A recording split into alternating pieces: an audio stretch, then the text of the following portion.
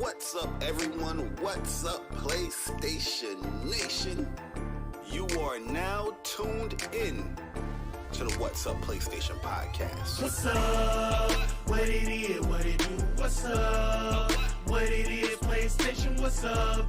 Bari and Persona got it locked in the tub. Saturday mornings, y'all know what's up.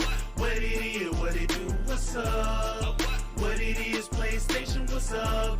Bari and Persona got it locked in the tub. Saturday mornings, y'all know what's up. They don't need no introductions. You already know what you're getting, and that is facts with a discussion. The greatest to bless the mic without the needless interruption. Face it, we got an anatomy like a little bite of me for a concussion.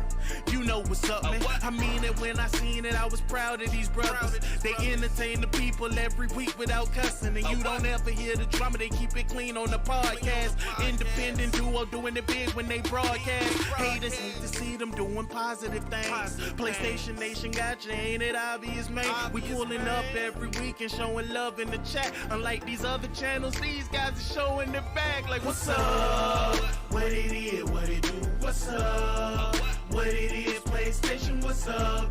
Bari and Persona got it locked in the tub. Saturday mornings, y'all know what's up. What it is? What it do? What's up? What it is? PlayStation, what's up? Bari and Persona got it locked in the tub. Saturday mornings, y'all know what's up. They don't need no introduction. Persona, the gaming politician, politicking for the come up. Division and vision require precision, decision that gotta be thought of. The potential is exponential. Gamer credentials is what they brought us. Get caught up. You know, Bari bring the passion when he's speaking from the heart. He the best lisp on YouTube, climbing up the charts. And when Persona speaks, he gon' tear the mic apart. Intellectually, of course, cause you know the boy's smart. They cover the news with integrity, so you know it's a must watch. Ain't no console war, just two brothers being a font. What's up, PlayStation? Got the Saturdays locked. And if you ain't tuning in, you missing out. Get blocked. What's up? What it is? What it do? What's up? What it is? PlayStation, what's up? Bari and Persona got it locked in the tub. Saturday mornings, y'all know what's up. What it is? What it do? What's up? What it is? PlayStation, what's up? Bari and Persona got it locked in the tub. Saturday mornings, y'all know what's up. Yo, listen, man. I really do appreciate everyone that always comes through to rock out with me and Bari, man, on What's Up PlayStation podcast. A podcast by fans for the fans, or by the community for the community, I should say. Listen, man. For me, man, I'm gaming with Persona. If you enjoyed listening, definitely subscribe to this YouTube channel. I'm a PlayStation fan too.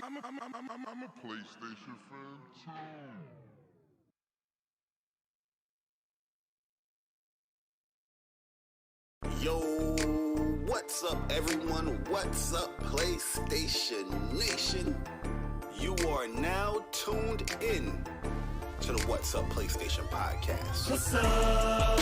What it is? What it do? What's up? What it is? PlayStation, what's up? Bari and Persona got it locked in the tub. Saturday mornings, y'all know what's up. What it is? What it do? What's up? What it is? PlayStation, what's up?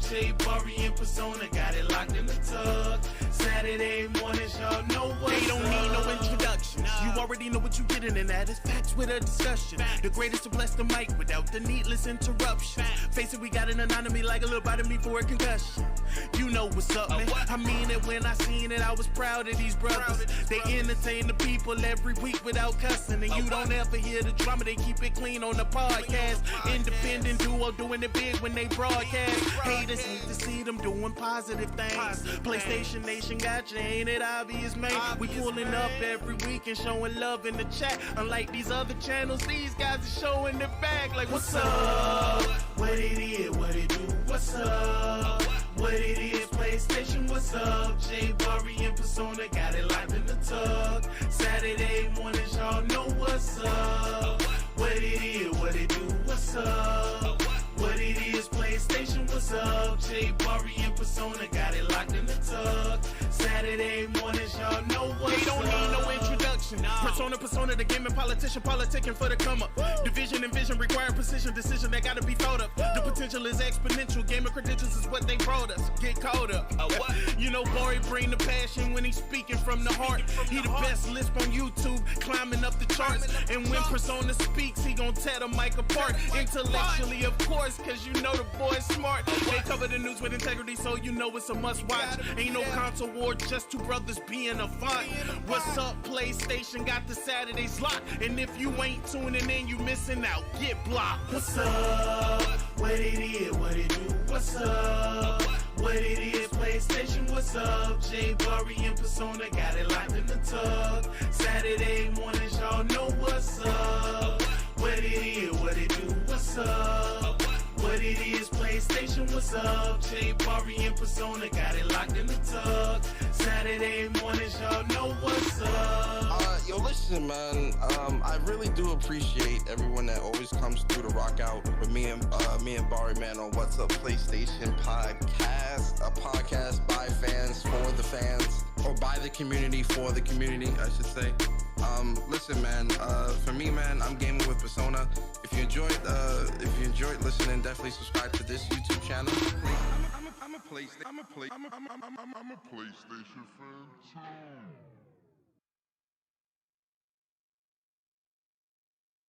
Yo, what's up, everyone? What's up, PlayStation Nation? You are now tuned in to the What's Up PlayStation podcast. What's up? What it is? What it do? What's up? What it is? PlayStation, what's up? Bari and Persona got it locked in the tub. Saturday mornings, y'all know what's up. What it is? What it do? What's up? What it is? PlayStation, what's up? Bari and Persona got it locked in the tub. Saturday mornings, y'all know what's up. They don't need no introduction. You already know what you're getting, and that is facts with a discussion. The greatest to bless the mic without the needless interruption. Face it, we got an anatomy like a little bite of me for a concussion. You know what's up, man. I mean it when I seen it. I was proud of these brothers. They entertain the people every week without cussing. And you don't ever hear the drama. They keep it clean on the podcast. Independent duo doing it big when they broadcast. Haters need to see them doing positive things. PlayStation Nation got you, ain't it obvious, man? We pulling up every week and showing love in the chat. Unlike these other channels, these guys are showing their back. Like, what's up? What it is? What it do? What's up? What it is? PlayStation, what's up? Bari and Persona got it locked in the tub. Saturday mornings, y'all know what's up. What it is? What it do? What's up? What it is? PlayStation, what's up? Bari and Persona got it locked in the tub. Saturday mornings, y'all know what's up. They don't need no introduction. Persona, the gaming politician, politicking for the come up. Division and vision require precision, decision that gotta be thought of. The potential is exponential, gaming credentials is what they brought us. Get caught up. You know, Bari bring the passion when he's speaking from the heart. He the best lisp on YouTube, climbing up the charts. And when Persona speaks, he gon' tear the mic apart. Intellectually, of course, cause you know the boy's smart. They cover the news with integrity, so you know it's a must watch. Ain't no console war, just two brothers being a font. What's up, PlayStation got the Saturday slot. And if you ain't tuning in, you missing out. Get blocked. What's up? What it is? What it do? What's up? What it is? PlayStation, what's up? Bari and Persona got it locked in the tub. Saturday mornings, y'all know what's up. What it is? What it do? What's up? What it is? PlayStation, what's up? Bari and Persona got it locked in the tub. Saturday mornings, y'all know what's up. Yo, listen, man. I really do appreciate everyone that always comes through to rock out with me and Bari, man, on What's Up PlayStation podcast, a podcast by fans for the fans, or by the community for the community, I should say. Listen, man. For me, man, I'm gaming with Persona. If you enjoyed listening, definitely subscribe to this YouTube channel. I'm a PlayStation fan too.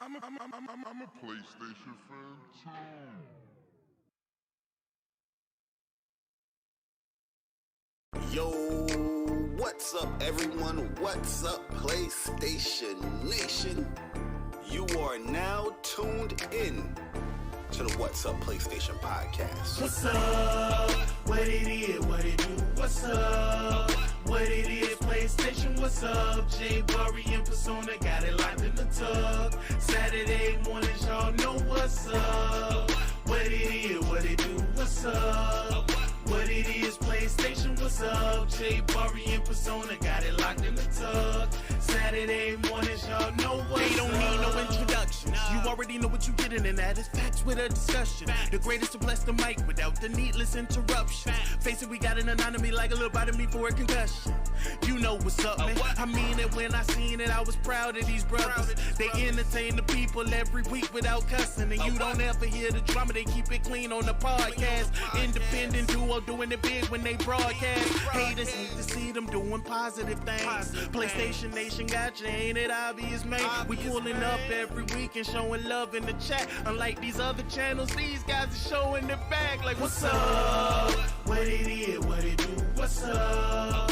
What it is, PlayStation, what's up? J Bari and Persona got it locked in the tub. Saturday mornings, y'all know what's up. What it is, what it do? What's up? What it is, PlayStation, what's up? J Bari and Persona got it locked in the tub. Saturday mornings, y'all know what's up. They don't need no introduction. Persona, the gaming politician, politicking for the come up. Division and vision require precision, decision that gotta be thought of. The potential is exponential. Gamer credentials is what they brought us. Get caught up. You know, Bari bring the passion when he's speaking from the heart. He the best lisp on YouTube, climbing up the charts. And when Persona speaks, he gon' tear the mic apart. Intellectually, of course, cause you know the boy's smart. They cover the news with integrity, so you know it's a must watch. Ain't no console war, just two brothers being a font. What's up, PlayStation? Got the Saturdays locked. And if you ain't tuning in, you missing out. Get blocked. What's up? What it is, what it do? What's up? What it is, PlayStation, what's up? J Bari and Persona got it locked in the tub. Saturday mornings, y'all know what's up. What it is, what it do? What's up? What it is, PlayStation, what's up? J Bari and Persona got it locked in the tub. Saturday mornings, y'all know what's up. Yo, listen, man. I really do appreciate everyone that always comes through to rock out with me and Bari, man, on What's Up PlayStation podcast, a podcast by fans for the fans, or by the community for the community, I should say. Listen, man. For me, man, I'm gaming with Persona. If you enjoyed Yo, what is good, people, man? It's your boy Persona, gaming with Persona, and one half of the What's Up PlayStation podcast crew. And we back with episode 125 of What's Up PlayStation podcast. I am your host this week, gaming with Persona, and man, oh man, 125 episodes. Wow, that is a lot of episodes.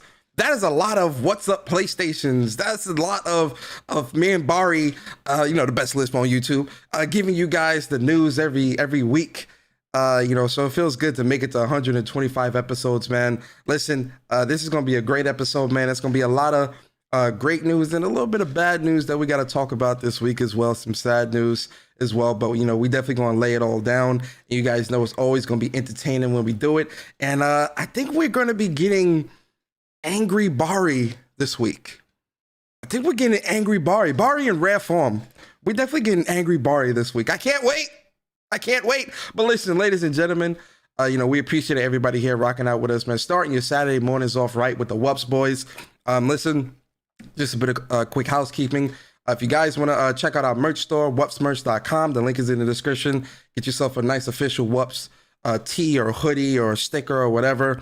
And if you do get one, definitely tag us on Twitter, tag the official WUPS and let us know so that, we could definitely retweet that and, show the new WUPS members part of the WUPS community.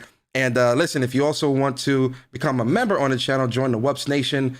The link to that is in the description as well. Shout out to the WUPS Nation members. We appreciate all of you from the bottom of our hearts, right? Man, I think that's it, man. Oh, also, it's the first week of the new month, so we are doing membership. It's membership topics week, so there's a lot of good topics in there too, Bari. I think it's gonna be some good stuff, man. The community definitely definitely was, you know, they threw some good stuff at us, man. And I know Unikronn asked his usual unique questions, so can't wait for that as well. But listen, guys, it's not just me. What's Up PlayStation Podcast is a two-man team, two brothers from New York. So I gotta introduce the best lisp on YouTube, Mr. Jerk Chicken himself, the COD God, Mr. Trust Issues. I see the Trust Issues hat. Trust Issues. Mr. Light Bright, Mr. Night Light, Mr. Loose Leaf Paper. Inside jokes. My bro Bari in the building. Bari, what's good, man? Say what's up to the people. Yo, what is good, YouTube? What's up, PlayStation Nation? Welcome to another episode of What's Up PlayStation Podcast. As Persona said, episode 125, to be exact, man. It feels good to be a PlayStation gamer. It feels wonderful. But we definitely going to be talking about a few things here that it doesn't feel wonderful, you know, for me and Persona. But overall, it's going to be a good show. I think you guys are in for a good one. For episode 125, we are 25 or 75% away from episode 200. You see what I'm saying? 75. It's getting there. Yeah, 75% away from episode 200, man. So yeah, man, strap in. Let's get ready. Hopefully you got your water. Shout out to Stone, and hopefully you guys enjoy the episode, man. Hit the like button, share the stream out, get the PlayStation Nation in here, and let's get it. Yes, sir, man. It's always good, man. No better place to be than here on this Saturday morning than with the WUPS boys, man, with my bro Bari. Bari, how you feeling this week, man? How's everything this week? I'm good, man. I feel like it was a pretty fast week for me personally. I'm like, damn, we already here in the weekend. You know what I mean? Guardians of the Galaxy's here. You know what I mean? About to see Guardians, you know, right after the podcast. Great movie. Work wise, it felt pretty cool. It wasn't a crazy work week in my opinion. And I'm just loving the weather right now, man. You know what I mean? Just going outside, chilling, you know, taking a walk here or there. And that's pretty much it. Gaming wise, you know, it's always a great time gaming once again. Persona, I'm in a Final Fantasy vibe, man. So like there's a lot of games that's out right now, like, you know, playing Star Wars. I'm really enjoying the game, but you know, the performance issues and all that stuff with that game. But yo, when I play that Final Fantasy, man, I'm just like, I'm locked in, I'm zoning, and I really want to knock out and get these games done. So I think I'm just going to go on my Final Fantasy vibe because that's just all on my mind. You know, to just play the Pixel Remasters and whatnot, you know, gearing up for 16. But overall, great week. Having a lot of fun, and you know, you guys gonna see this episode. But how you feeling, man? Everything good over there, man? Yeah, man. Yo, I gotta be honest. This week, it feels good to be a PlayStation gamer, man. You all right? I mean, you confident in the leadership? I mean, you know, our confidence is always gonna be high. You know, when it comes to the PlayStation Nation, you feel me? You know, because we in first place instead of third. So you know, it's always good. You know, But for me this week, man, this has definitely been a really, the week went by fast for me as well. You know, I think because like my mind is, you know, obviously, you know, playing games with like Star Wars, and that's really all I've been playing this week is Star Wars Jedi Survivor. I'm trying to get through this so I can get back to Final Fantasy VI because I want to get both of those platinums within the month of May. But you know, work wise, it's been pretty. Not I don't want to say hectic, but it's been pretty chill. You know, it hasn't been too crazy for me personally. But yeah, man, I'm in that Final Fantasy mode as well. Obviously with 6, but 16 is kind of like where my excitement is. Like, Bari, I'm thinking about this game every single day. I'm gonna be honest. Yeah, like I'm thinking about this game. Tough, man. I'm counting down the days. I got my calendar set to let me know like the day before, the week of, and all that. Like I'm ready for this game, man. Like it's gonna really take over. So, you know, it's been all that good stuff, man. But you know, let us know in the comments as well, man. How y'all feeling, man? How's y'all work week? How's your gaming week and whatnot, right? And yo, we already got like Bari, like the community already showing up, man. Hold up, yo. Shout out to Jay Wright. 12 months as a member on the channel. He said, WUPS Nation. Shout out to you, Jay Wright. Always appreciate you. And then shout out to Viper Reaps Corner, man. 12 months, a year, Bari. A year as a WUPS Nation member. Appreciate you always, Viper. If y'all don't know, man, give y'all love to Viper in the chat, man. He does our timestamps and everything. Yeah. So give y'all appreciation to Viper. Viper, you know we appreciate you always, man. And so Viper, he says, 125 is amazing. Been watching live since episode 48. Never missed one. Fire. And then big shout out to DC Gaming gifting 5 WUPS Nation memberships, Bari. 5, man. Shout out to my boy DC, man. Good peoples. And shout out to the new official members. Now we got Leech, $13.99, just becoming a member. We got Cloud Strife, just becoming a member.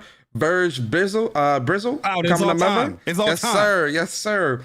We got Kawhi Melanin. Shout out to Kawhi, man, becoming a member. Then we got Seattle Chef, man, becoming a member. So shout out to the official new members of the WUPS Nation. We appreciate y'all so much. Hope you welcome. You know, hope you enjoy your stay. Kick your shoes off. Absolutely. No walking through the house with shoes on.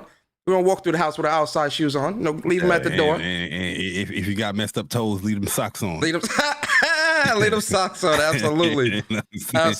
Absolutely. And then big shout out to No Cap Podcast. He says, what? Yo, shout out to y'all don't know, man. No Cap Podcast, aka Sick. He does our intro song. So big shout out to Sick, man. Appreciate you, bro. Always, man. But yo, Bari. Oh, you know what? Before we get into games for the week, Bari, I missed something. You know what I missed, Bari? I heard it. I missed them trophies. I missed them trophies, brother. I missed them trophies. We got to give y'all trophies. Also, after the trophies, I want to make like a little quick announcement too, man. I missed them trophies, man. We got to get them trophies, man. Give y'all trophies. I got y'all. I know if I don't get the trophies, Viper gonna beat my legs in. You understand? He gonna let me know in the chat. Like, Persona, you keep forgetting the trophies. I got y'all. Y'all got y'all trophies, man. Go ahead, Bari. Give us your announcement. Yeah, so quick little announcement. When it comes to What's Up PlayStation podcast, we are planning to have like a bunch of guests throughout the weeks of What's Up PlayStation podcast. So, we're going to be DMing people. We're going to be letting people know if they're interested, asking them if they're interested on being a guest on WUPS. So like next week, we're going to have my man Dre Watson as a guest here on WUPS. In June, we got some, guests planned as well. Trying to lock in and confirm with the guests that we have lined up. And just to let you guys know, if you guys, are going to be a part or be a guest here on WUPS, it's not mandatory for you be on camera. You know what I mean? We're going to have like a new overlay as far as like, displaying the guest, picture, or if they want to be on camera, that's up to them. It's not forced. It's not mandatory. So, even if we do ask, say you're worried about, I got to be on camera and all that stuff, you don't have to worry about that. Okay. Just want to let that be known. So, yeah, just look out for your Twitter DMs or through Discord or whatnot. We will be hitting you up and asking if you're interested on being a guest on What's Up PlayStation. All right? Sure, man. We can't wait to have Dre on the show next week, man. That's going to be a really fun episode. I know it. And, I think that we might get to showcase the showcase announcement that week too, Bari. So, listen, I'm speaking it into existence, man. I'm speaking it into existence, guys. I am. But yo, Bari, you know how we do things here, man. Let's talk about the games for the week, right? And let's see what games you bought this week, man. I think I might have bought 1 or 2 games. I ain't gonna cap. I gotta see. Persona got the biggest backlog in gaming. This man buy a game every week, thanks to Push Square giving us the games for the week. Bari, see, don't let Bari fool you guys. Bari backlog is just as big. Don't let him fool you, okay? The man's backlog is big. Pause. You understand? Trust me. Yo, man, so the games that released this week, guys, is Stroke the Beaver for PS5, PS4. That's how you gonna lead off? Oh, they back with the Stroke games? Can you remember it was all the animal games like Stroke the Stroke the rabbit, Stroke the dog, all that other stuff. You back. That's an easy plat. Easy plat. Stroke the Beaver. Bar, you bought that? You buying that? No, I'm not buying that. Then we got Super Kids Racing Snow Edition for the PS4.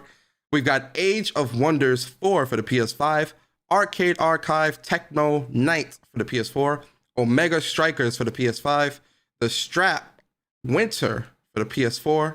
A trap. You said strap. We out the hood, man. We living good. We out the hood. Okay. Yo, my fault. You caught a back. You caught a flashback. Hey, yo, Persona let y'all know his past. My fault. I don't know why I said the strap. This man said the strap, boy. The trap. Oh man. The trap winter. That's how it is for the in PS4. Queens. Ayo, chill, bro. Good. Everybody all right? Everybody good? Everybody got a little scared for a minute? Ayo, my fault. Yo, trust me, I'm good. Can we get back to gaming with Persona, please? Absolutely, we good. Then we got AFL 23 for the PS5, PS4, Between Time Escape Room for the PS5, Bumble Monsters for the PS4, Rocket Swing for the PS5, PS4, Space Gladiators for the PS4, Weeping Willow for the PS5, PS4, Death of Treats for the PS5, and last but not least, Hogwarts Legacy for the PlayStation 4. Bari, I know you bought that PS4 version of Hogwarts Legacy. Let me know what's up, man. Let me know what's good. Yeah, it came out this week. Yeah.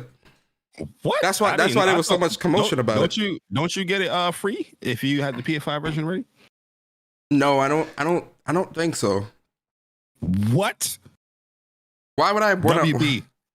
WB, I need you in my DMs right now. WB, right now, I need you in my DMs right now. All right, why would I want the PS4 version of Hogwarts Legacy if I played the PS5? You don't want that either. I don't care about that. That's for the people. I don't want either, but I want the perks. Yo, cut it out. I want the perks. Hey, yo, cut it out, man. Ain't nobody want that PS4 version. That's only, I think it's gonna sell, but really and truly, I think a lot of people, I wouldn't. Yo, I'm gonna be honest with you. I wouldn't play Hogwarts Legacy on a PS4. Like, if you're somebody that's on PlayStation 4 and you don't have a PS5 yet or whatever, I would say wait till you get a PS5 and play Hogwarts Legacy. You want that? Yeah, you gonna want that 60 frames. You're not going trying to see all that popping and all that stuff. Trust me. Persona, you see the chat? You see what happens? What happened? These Brooklyn people, man. These Brooklyn people that's being I see it from VG. Yo, look at these dudes, bro. Hey, shout out to Star Guardian and Zero Man. 11 months as a member of the WUPS Nation. Appreciate you so much, Stardust. He says he put the emotes in the chat, man. He put the platinum emotes. So shout out to you, Stardust. Then big shout out to Damien, man, member of WUPS Nation for a year, 12 months. He says, "Ayo, Bari and Persona, quit riding my coat." Ayo. He said, "Ayo, Bari, Persona, quit riding my coattail for clout." But nah, all jokes aside, hit the like button, everyone. Show gonna be straight fire. Yo, appreciate you, yes, Damien, man. Always, man. Clout is it's a hell of a drug. Yo, you man. Know what I mean? So they say we do this for clout, man. Stuff hey, crazy. John Donut's trying to cook me in the chat, man. John Donut, you get it too, man. Hey, yo, and then shout out to Broken Games HDR, aka BG in the building. Weapon Wheel Podcast. Big shout out to Weapon Wheel Podcast, man. Make sure you guys check out Weapon Wheel Podcast every Sunday. One of the longest running podcasts in this community. Like, I think they have like 400 episodes or something. Yeah, something like that. Yo, that ain't easy, bro. Nah, yeah, that's tough. That's tough, man. And shout out to Weapon Wheel Podcast, man. Every Sunday, 5:45 Eastern. Make sure you guys check those boys out over there. And so BG said, Brooklyn is better and Forspoken is mid, Bari. Ooh. I mean, Brooklyn and Queens are connected. In Brooklyn? Nah, she in Manhattan. Oh, yeah, Free Holland. Yeah, she in Manhattan. Yo, listen, let me talk to BG for a second, man. Because listen. I'm in a bad mood, BG. Okay, right? Okay. I need you to play Forspoken. There's no way somebody like BG that puts gameplay above everything else and haven't even played the full game of Forspoken. It is asinine. It is a mockery. It is a shame that this man was out here saying that, yo, Redfall, and I know I mentioned it, it's going to be a great game. You mentioned a Redfall on a PlayStation podcast, sir? BG said that on his podcast and many But other Phil videos Spencer and said- tweets talking about he had faith in Redfall, but want to skip out on Forspoken. Something that the game Forspoken gameplay is better than all these games that's out here that came out. I'm sorry, it is. And BG is skipping that game. BG, I need listen. If BG, if you don't play Forspoken by the next month, I am going to start a campaign for that whole Weapon Wheel podcast to play a full playthrough of Redfall. Don't play with me, BG. I will start it. My bad. My bad, Persona. I apologize. That man Bari is not playing here. Bari in rare form today. But not yo. And then shout out to JP Loco. For the super chat, they say Kratos 99 needs to use his infinite funds to get Xbox some great games since Phil won't. Hey yo, man, y'all wild in the chat, man. Y'all wild. This is a PlayStation. They need Kratos as an investor. This is a PlayStation podcast where we talk about all things PlayStation. I got me out of form. My bad. Got him out of. He in rare form today. Bari in rare form today. And it shouts to Kratos 99 for the super chat. He says, I want to see angry Bari. Let the rage out, Bari. Oh yeah, Bari gonna rage today, guys. Trust me. Y'all are in for a treat with Bari rage. I'm a little more mellow this week, so I don't think you'll get a lot of rage out of me. I think Bari gonna carry the rage for both of us this week. I'm mellow this week. I'm chilling. I ain't gonna lie. I'm a little upset, man. I'm a little saddened. I'm a little upset, man. What made me upset is the dumbass comments that I see on Twitter. Uh-oh. You know what I mean? But go ahead. Bari, that news is third. We got to get through two other newses, so it's third. Save it. We ain't to get them. That spotlight. My bad. But shout out to Oolong T Gaming. 8 months as a member of WUP Nation. We appreciate you so much, Oolong T. And then shout out to Cyber Dragon, 12 months as a member of WUP Nation. And Cyber Dragon is one of me and Bari's first supporters ever in like our content creation journey. Way back in 2013, when we used to do our old podcast, Cyber Dragon is one of the first. He's been around. He's been with us for a very long time. So we appreciate Cyber Dragon for rocking with us for so long. We appreciate you so much, Cyber. And Cyber Dragon says, Forspoken was spoken for by many on PlayStation, played, streamed, and platinum. Facts. Cyber Dragon definitely played. Listen, Cyber Dragon plays his games 100%. He is 100% verifiable. I think he just platinum Forspoken too. Yeah, he did. He does his live streams. Yep. So shout out to Cyber. Appreciate you. Shout out to everybody in the chat, everybody that's just coming in. Hope you guys are doing good this Saturday morning. And so Bari, now we are in the spotlight portion of the show. And for those who are new here, the spotlight is where me and Bari will give you a game or games that we think y'all should check out, right? It could be a brand new game, it could be an old game, it could be a game from your childhood, it could be a game that hasn't even released yet. The purpose of the spotlight is for us to spotlight games that we think you, the community, should check out. So Bari, starting with you. What is your spotlight game for the week, sir? And are you gonna break the rules? I got a lot of spotlight games for this week. Whoa, the man breaking the rules. The man is breaking the rules. Break the rules. You know what I mean? And we gonna freestyle these spotlight games. You know what I'm saying? First game I want to spotlight, Forspoken. Fire. Forspoken. I need a spotlight. Amazing game. I really love this game, man. You know what I mean? Yes, it didn't get the best critical reception, but overall, I think the game was wonderful. I enjoy those type of stories, those isekai stories. I watch a lot of isekai, anime. You know what I mean? Being transported in a different world or whatnot, but you also have like a, complex or, secret background, going on. And I think Frey fit that mold well. I like the dynamicness or the dynamism. Well, that's the word, right? Dynamism. To she being from like New York or in this world of Athia and the way how she speaks and whatnot. People's like, what? You know what I mean? Because they don't understand the verbiage or whatnot. But gameplay wise, it was one of the most fun games that I played this generation. You know what I mean? So much to do. That when people talk about world design and building a game, designed around the gameplay. That's the perfect example right there. You know what I mean? You can everything that you learn and do within Forspoken, you can do within that world. Freestyling, free flowing, mixing up things, mix and matching. Nobody plays that game the same way that everybody else does. You know what I mean? It's so much to the game that you can always mix it up and have a different experience, or do this challenge or do that. You know what I mean? Oh, let me just do Sila's abilities just to see what I could, rock out with, or create a challenge for yourself. You know what I mean? It's very dynamic how the gameplay is. So, yeah, Forspoken got a new DLC coming out as well, in Time to We Trust, and it looks amazing.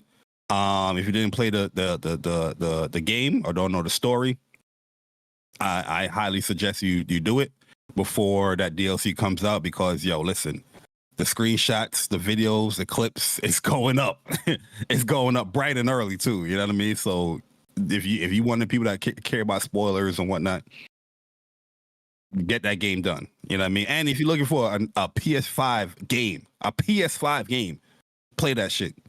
You know what I mean? Because if you worried about, why these games are not doing this and this and that, that's a game that is taking full advantage of everything the PS5 can do. Another game I want to highlight, because they sent me an email like earlier today or yesterday about the soundtrack. They finally giving out the soundtrack to people that backed the game, and that was Chain Echoes, man. Amazing RPG game. The combat system is unique. I like the whole overdrive system that they have there. It made you very you had to be situational aware of what you're doing within the game. It's not just, press attack, press magic, press attack, press magic. You got to do a lot of different things to stay within that overdrive and avoid burning out or whatnot, or going to overdrive and whatnot. So I super love that game. Very challenging RPG game, and the story gonna take you for a ride, man. Very good story as well. So the third game I want to announce, Persona, you know the vibes, right? This game's coming out very soon. We are closing it on a month in a couple of weeks. Final Fantasy 16, man. Listen, you guys been watching WUPS for however long. You've been seeing that Final Fantasy is one of those games that's been running in the background for umpteen episodes. We are super excited for Final Fantasy 16. I can't wait for this. I see the clips that Square Enix keep posting on the Final Fantasy account, keep posting, and I just been thinking about this game since this year hit. You know what I mean? And it's always in my back of my mind, and I just can't wait to get that game in my hands. Hopefully, announce that demo really soon, so I can play that to my heart's content. Hopefully, not in June. Or matter of fact, if it's in June, hopefully it's like the week off Final Fantasy 16. You know what I mean? I think that would be cool, because it will give me other time to play other games. I want that demo now. Speaking of June, man, been watching a lot of Street Fighter 6, previews and stuff like that they've been posting, and that got me super hyped for the game. Playing the demo and all that stuff. Yo, I'm in fight stick mode, man. Yo, I'm about to get me a new fight stick, man. Yo, I saw you had posted that you was gonna get that Quamba Obsidian 2. Yeah. I was looking at that. I was looking at that because I'm not gonna lie to you, Bari. I've been looking at the Victrix hitbox. I know that's hard. Pause. I know it's like a harder thing to kind of grasp, but I've always been intrigued by hitboxes. So I was thinking, you know what? Why not get a hitbox and let Street Fighter 6 be the first game I use it on? So I was thinking about I'm thinking about getting a hitbox. Yeah, we'll see, because I like the hardware. I like that stuff when it comes to because I always been interested in hitbox too, because I hear the inputs is just better and all that stuff. But that's you gotta yeah, your mind's gotta change your mindset when you play something like that. That's a lot of that's a lot of adjusting you got to do. But one of the reasons why I want a new fight stick is because I like the Victrix. I think it's really good. I think it's a good traveling fight stick. You know what I mean? When I went to like Bum's Tourney, it was like super easy to, put in a backpack and move. But it's not a good training lab fight stick, because you don't really have the R3 or the L3 buttons. And I have that with the Quamba Dragon, but the Quamba Dragon is like a huge fight stick.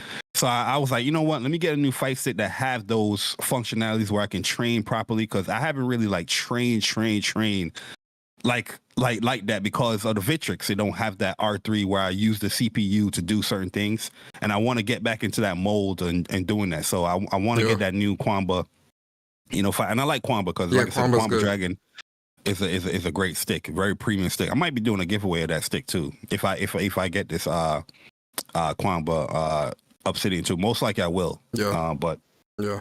So speak. Is the Quamba Obsidian out yet, or is it?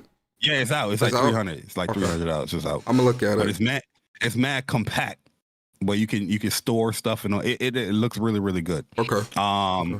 Another game I want to highlight, you know, since we're in the fighting game mode, Grand Blue Fantasy versus Ryzen. You guys going to keep hearing that from me. I love that. I love that fighting game. I love that series. I love Grand Blue in general. And with Relink and Ryzen coming out, hopefully everybody can get into the Grand Blue universe, the Grand Blue world.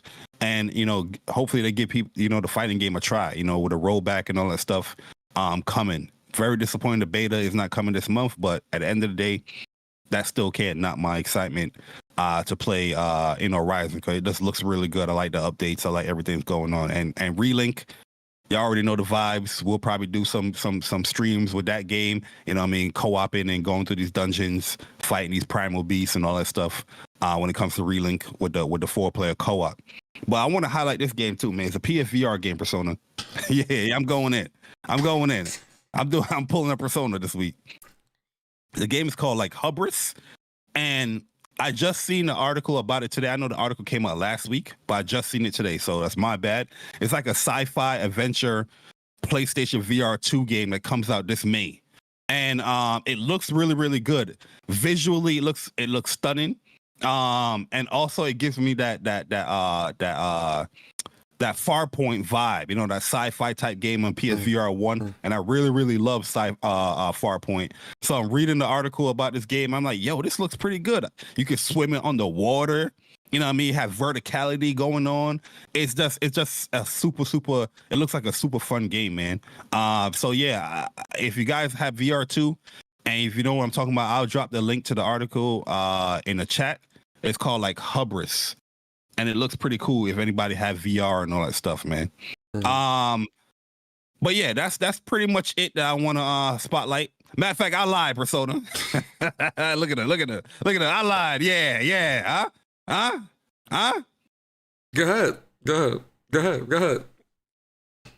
Last game I'm going to highlight, man, because this kind of is a theme going on here. With What's Up PlayStation Podcast this week. It's that Marvel Spider-Man 2 Persona, man. You took all my games, bro. You took all my games. What you mean? You're saying that we're not like-minded individuals that we like, you know, go ahead, brother. Go ahead. Huh? You getting upset because I spotlight your games? Yeah, you got it. Persona, man. Let me spotlight my games. Go ahead, spotlight the games. Nah, I'm not gonna go crazy because I know we're gonna talk about it later. But yo, even seeing that tweet though, bro. I know everybody in this chat right now. How many people in the chat? When y'all saw that tweet, y'all was like, yo, it's over.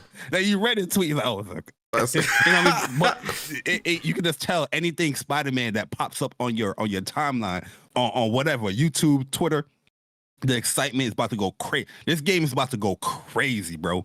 And I'm curious about how they go with the story because, like I said, I always have my predictions. I always posted my predictions of where they're going to go with the story. And if it's anything close to what I'm thinking the story is going to be, I can't wait, man. But I'm done. You sure? Yeah, I'm done. All right. I'm joking. I don't even, all right. So my spotlights. Everybody took all again. Nah, but on a serious note. So my spotlights, man, for me, my spotlights are Final Fantasy 16. June 22nd, 2023. I cannot wait for this game. This game is going to be incredible. I'm so hyped for this game. It's all I think. Is it launching in PS Plus Persona or are you gonna buy that game? Nah, we buy games on PlayStation. There's no need to launch in PS Plus day and date. What? We buy games over here. My bad. Oh wait, it's not launching in PS Plus, right? It's PlayStation's fault. Yo, you wrong for that. It's not launching in PS Plus. It's PlayStation's fault. So yeah, Final Fantasy 16. Can't wait for this game, man. This game is gonna be incredible. It's all I think about. Like even with games that I'm playing now, every day I'm thinking about Final Fantasy 16. I'm still watching the gameplay clips. I can't. 16 is at the top of my list of excitement when it comes to games this year. Another game I'm going to spotlight is Spider-Man 2 as well. That's going to be one of the first bit of news that we talk about anyway. But Spider-Man 2, Final Fantasy 16 and Spider-Man 2 are like two games that are like at the top of my list when it comes to facts games that I'm most excited about. Like there's a ton of other games that I'm very excited about to play this year as well. But when it comes to most excited, those are the two. Like they're always going to be in my top 1, top 2 slots. Street Fighter 6 as well. I'm back hardcore into Street Fighter with this one. Street Fighter 5, I was like super hardcore. I was like playing heavy in the beginning, but then I fell off. But with Street Fighter 6, seeing everything with this game, seeing all the characters and all that, I'm back, man. I'm back on Street Fighter 5 completely, especially what they did with Sakura. I didn't have no motivation to play that game, to be honest with you. Yeah, but with this, with 6, everything that I've played with the betas, everything I'm seeing, all the characters I'm seeing, Marissa and Manon look incredible.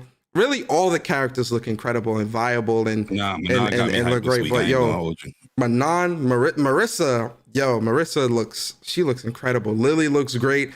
Kimberly is definitely gonna be in the squad, but I'm still deciding who I'm gonna play with first. But this game, I'm back at it heavy, man. Like June 2nd, that weekend, I'm in the lab, crazy practicing, doing the tutorials and everything. So Street Fighter 6, can't wait for that. We definitely gonna be doing open lobbies and stuff like that as well. So everybody is welcome for that too, man. Anybody of any tournaments and everything, of any skill level too. Like you don't have to be a certain skill level to play. Everybody's welcome. Then my next spotlight is going to be Trinity Trigger. I did start this game and play this game, and I love it, man. Like I love the music, I love the story too. The story is really cool so far. And like the elements of what you have to do in terms of the combat, I like the combat too, because it's kind of like a Tales of game when it comes to the combat approach, because you can build your own combat routes. So you know how in Tales of games, like you can have like your first attack is always going to be that basic attack, but then it could be like a whirlwind into a firing move and all that. They've got that type of concept here with Trinity Trigger, and it's really, really cool how they have it set up too, because you can have like really dope, powerful moves, but the way they kind of keep you in check, it is based off a stamina system. So if you attack too much, you go into cooldown mode where your attacks don't do as much damage, and then you kind of have to get back into, wait till it cools down and then go back. The characters that I have so far as well, the 2 characters are really cool, and it's a cool little. It's fully voiced too, man. Yeah. You gotta give respect to that. It's fully voiced, and the cutscenes are anime cutscenes, like it's anime style. Animated cuts. Yeah. It's anime style cutscenes. On a small budgeted game. They did their thing here, bro. They really did a good job with this game. Like I'm really digging Trinity Trigger a lot. I'm loving this game. I'm kind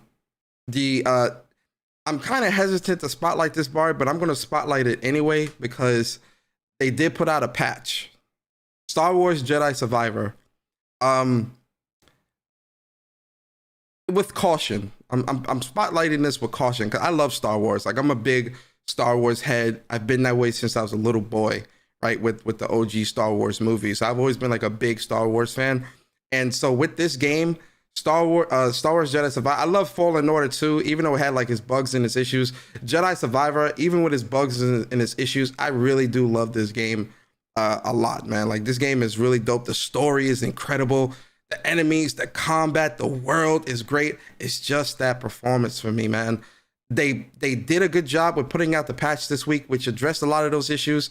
is not as bad as it used to be at launch week, but it's not perfect either. So, approach it with caution, right? But I love this game, man. I love this game so much. So Star Wars Jedi Survivor. It's a very fun game, man. But yo, listen, they need to get that shit together. Yeah, man. they do. I'm sorry.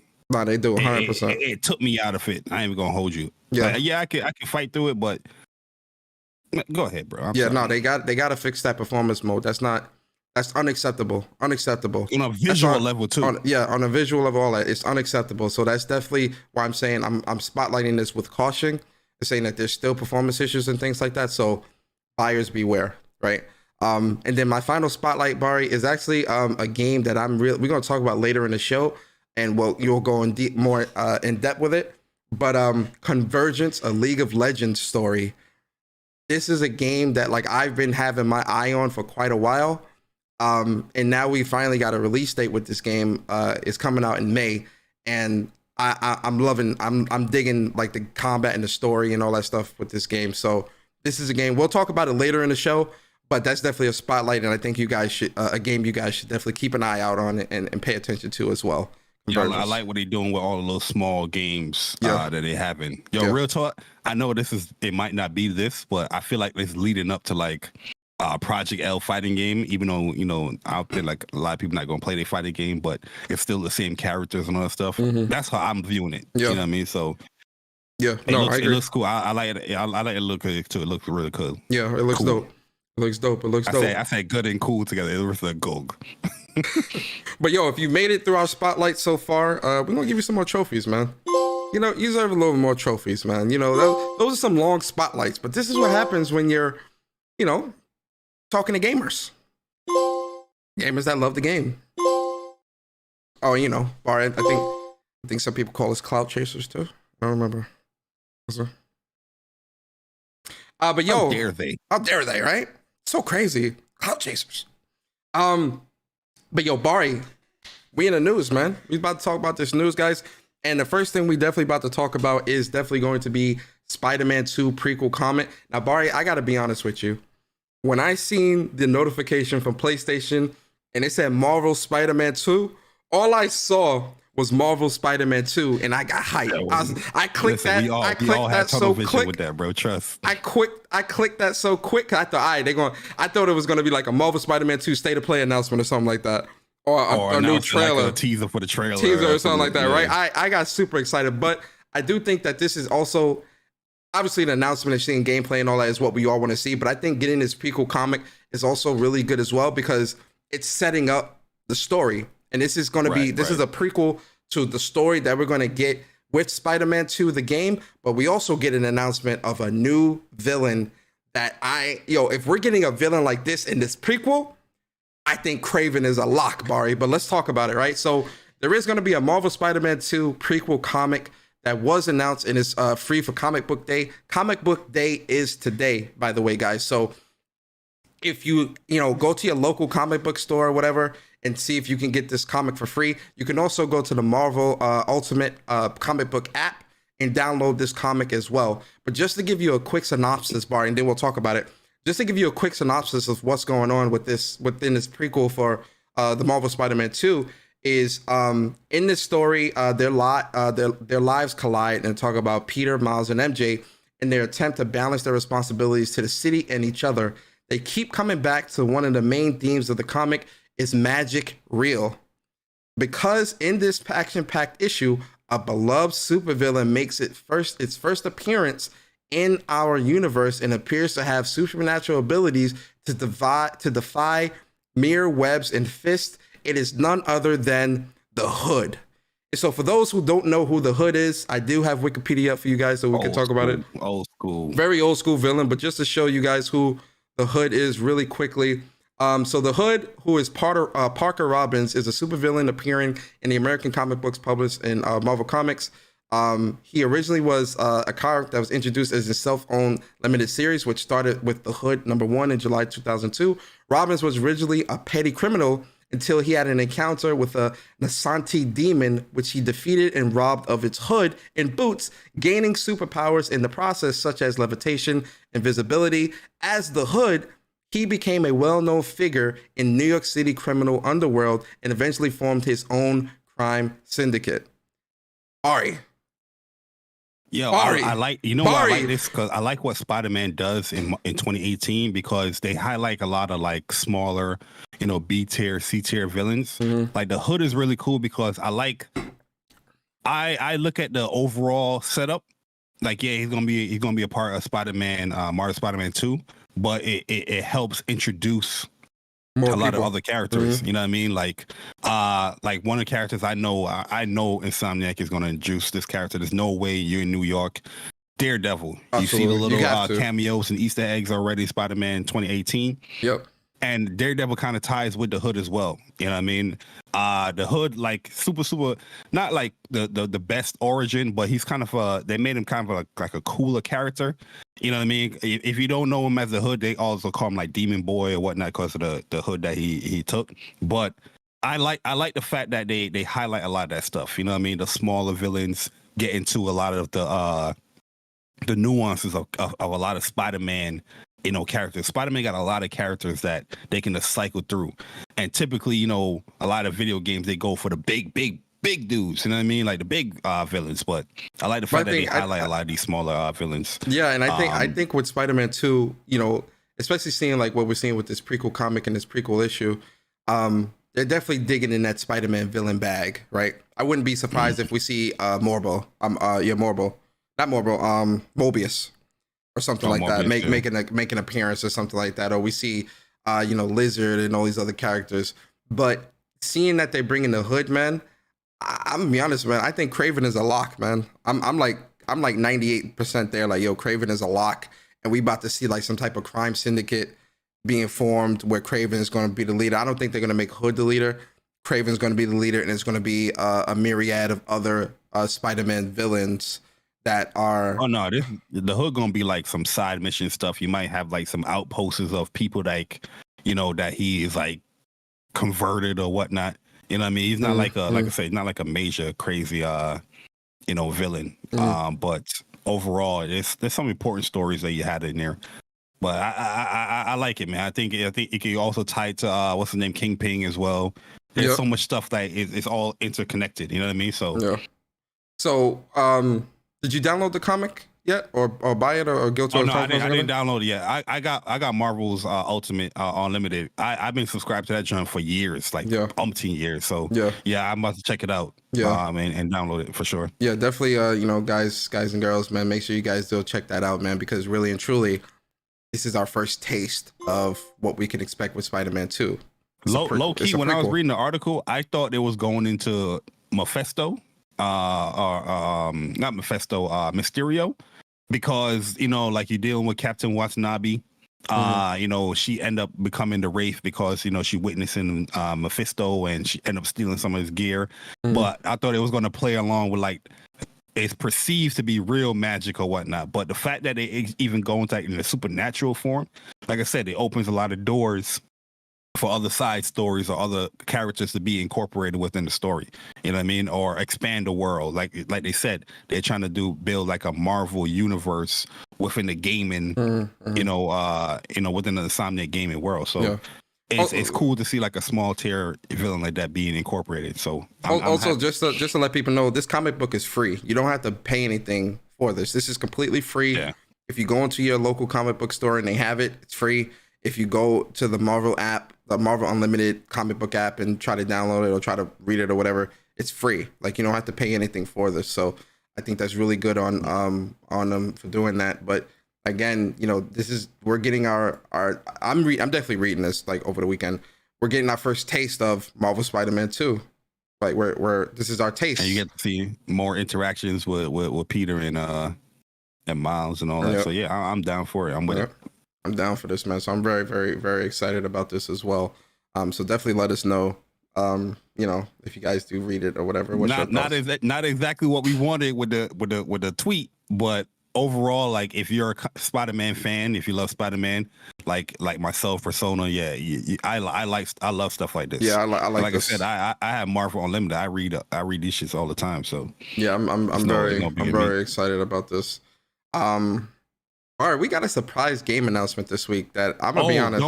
Don't forget Persona. I know you want to move on, but within that same article, Spider-Man Remastered. Yeah. You're right. My fault. Yeah, let's get that. So the internet was buzzing. Yeah, the internet was definitely. I gotta pay again. So one of the other things too that got announced this week as well is that originally Marvel Spider-Man Remastered was tied to the Miles Morales game. So the only way you could play the remaster is if you bought the Miles Morales game. So they actually separated that this week as well. And so for those who didn't fall into either of those categories, Marvel Spider-Man Remastered can be purchased on the PlayStation Store for $50. We hope you'll take a chance to revisit the original Spider-Man in this form and of the remaster ahead of Spider-Man 2 release this fall. It's crazy too because Insomniac did some tweets where they were, confirming like, yo, look, this is coming out this fall. They're reconfirming that here, like, yo, this game is not delayed. This game is coming out this fall. Like, there is nothing. So they keep doing that. They keep doing that to let people know. I think $50 is a little steep for a 3-year-old remaster. I feel like they could have put this out at like 25. 50s. No, they got that Nintendo vibe. This is one of their best selling games. Yeah. This is a critically acclaimed game. They're gonna put it at the $50 mark, but there's like a $10 upgrade. Yeah, there's a $10 upgrade if you already have the version. Yeah, if you already have the PS4 version, you can just pay the $10 and upgrade to PS5. You'll be fine. But if you don't have the game at all, you're gonna have to cough up that 50. I'm be honest. They say you knew. It's all premium games. But damn, it's 3 years old. Facts. They treat it like Nintendo. And obviously, that's what they did with the PC gamers. They slapped that 50 on there. So yeah, you're right. And then again, guys, Marvel Spider-Man 2 is releasing this fall. It's not delayed. It's coming out this fall. It's coming out. Like it's coming out.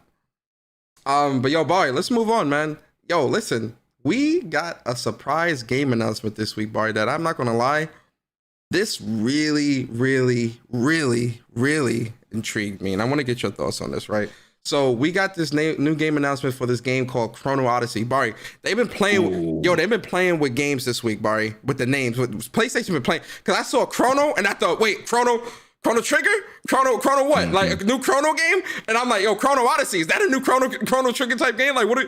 And this is not bad either. But when I first seen it, I definitely thought this was a JRPG announcement. But when it comes to this game, so the world is called Cetera.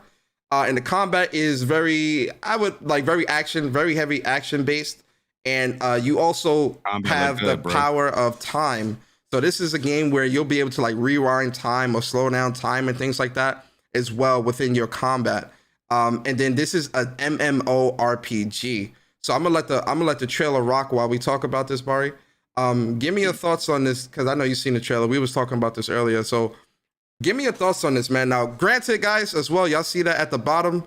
This footage is on PC. Make sure you pause that right there. This footage is on PC. So the footage captured is on PC, and not all images appear in game. So just to keep that in mind, guys, to set expectations. This game might not exactly look one-to-one with the PlayStation 5 because this game isn't running on PS5. This is PC footage, but the game still looks pretty incredible, especially with the combat and stuff like that. All right, go ahead, Barry. Yeah, I mean, I feel like the trailer looked amazing, by the way. I ain't even gonna hold you. Like the game itself, I'm already intrigued by it. That's by the gameplay. The things that I like about video games or movement and abilities and all that stuff is there that I love. But yeah, I mean, we gotta come back to that. Captured on the PC. Stop showing. I understand you want to show some of these games on PC to give it the best look, but yo, we want to see how it looks on the console. You know what I mean? I bought into a PS5. You're on a PlayStation blog website showcasing for the PS5. This game is coming to the PS5, but you're showing us a PC version of it. Stop doing that, man. Real talk. Stop doing that. But beyond that, the game looks amazing, man. Already, I like the vibe. I like what's going on here. I like the whole time abilities, the power of time. It looks like it's going to be a critical part of the game, and just maneuvering around the world or just with combat and whatnot. Seeing this game, I was like, damn, it's going to be a MMO. There's a lot going on here. Like, that's why I kind of want to see the PS5 version. You know what I mean? But I like the distinct classes that they got here. So they got the swordsman, they got the ranger, the sorcerer, the paladin, the berserker, and assassin. You already know what class I'm gonna be, Bari. That paladin, baby, tank, baby. Oh yeah. I was like, yo, you either gonna be paladin, berserker, or swordsman. But I know you was gonna go paladin. But one thing about this game, man, like one thing they nailed with this is the combat, bro. This combat look great. Look at that dual sword. Incredible, bro. Come on, bro. Dual swords is definitely you. That's definitely you right there. Dual swords and katana with that pistol right there that Shorty was using. Yo, with a slow back time. Oh my goodness, bro. It's over. Yo, when I saw that, that's when I was like, oh, this is you tickling my fancies here. Yeah. You know what I mean? Even the sorcerer stuff, I like using those classes and that too. But yeah, like, all I just want to see is a representation of how the PS5 version gonna look. But overall, I'm pretty sold. Like, once I see more and how it looks on the console, you know what I mean? I think majority, like me and you, we're definitely gonna be here. Oh yeah, absolutely. Look at all those people. One of the things that I want to see as well with this game, because I think having time based, having the concept of time flow with it. Yo, look how she slows it down right here, like. And everybody's like slow like that. I want to see how that works in like a team setting, where like if you're slowing down time, how does that affect everybody else on the team as well? Like, are they also seeing that slow down? If you can like rewind time if you die and come back or whatever, like how does that work in like a team setting? So those are the types of things that I definitely want to see kind of like a pocket area. So you're gonna see the slowdown as well and whatnot, but it's not overall affecting the entire play space, but that pocket zone that is going to affect. The only thing that worries me, like I think the gameplay for this looks phenomenal. Like this is definitely up my alley 100%. Like I'm definitely going to be on this like 100%. We do need to see that PS5 gameplay, because ladies and gentlemen, we don't play that bullshit over here. We need to see that PS5 footage. Absolutely not. Listen, you ain't about to fake me out with this PC footage. Like, the PS5 version is gonna look like this too. No. We need to see that PS5 footage ASAP. And Pixel, I rock with you. I'm loving what I'm seeing here, but I need to see that PS5 footage ASAP. We don't do that over here. That might work for other places. That don't work over here with the PlayStation Nation. We gonna need that PS5 footage ASAP. No. But yo, outside of that, the gameplay for this, phenomenal. I'm blown away. The only thing that worries me is, and I love MMORPGs. Like I played a lot of those. Like one of my favorite MMORPGs of all time is DC Universe Online. I've put thousands of hours into this game.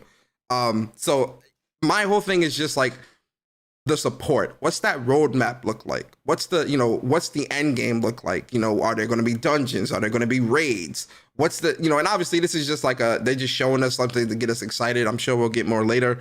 But those are the type of things. Yeah, they wet in the whistle. But those are the things that I want to see as well. Because if I'm going to invest time and potentially money into this, I need to make sure that what I'm going to be getting is definitely going to be worthwhile, right? Especially when it comes to that end game and when it comes to the replayability of this game, right? So those are the things that I'm kind of looking for, and it's what's keeping me cautious.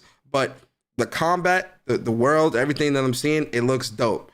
So I'm paying attention, like? and I'm on board. It looks like a more refined Godfall with a combat, because it's not too far away from Godfall. It looks like you can do a little bit more.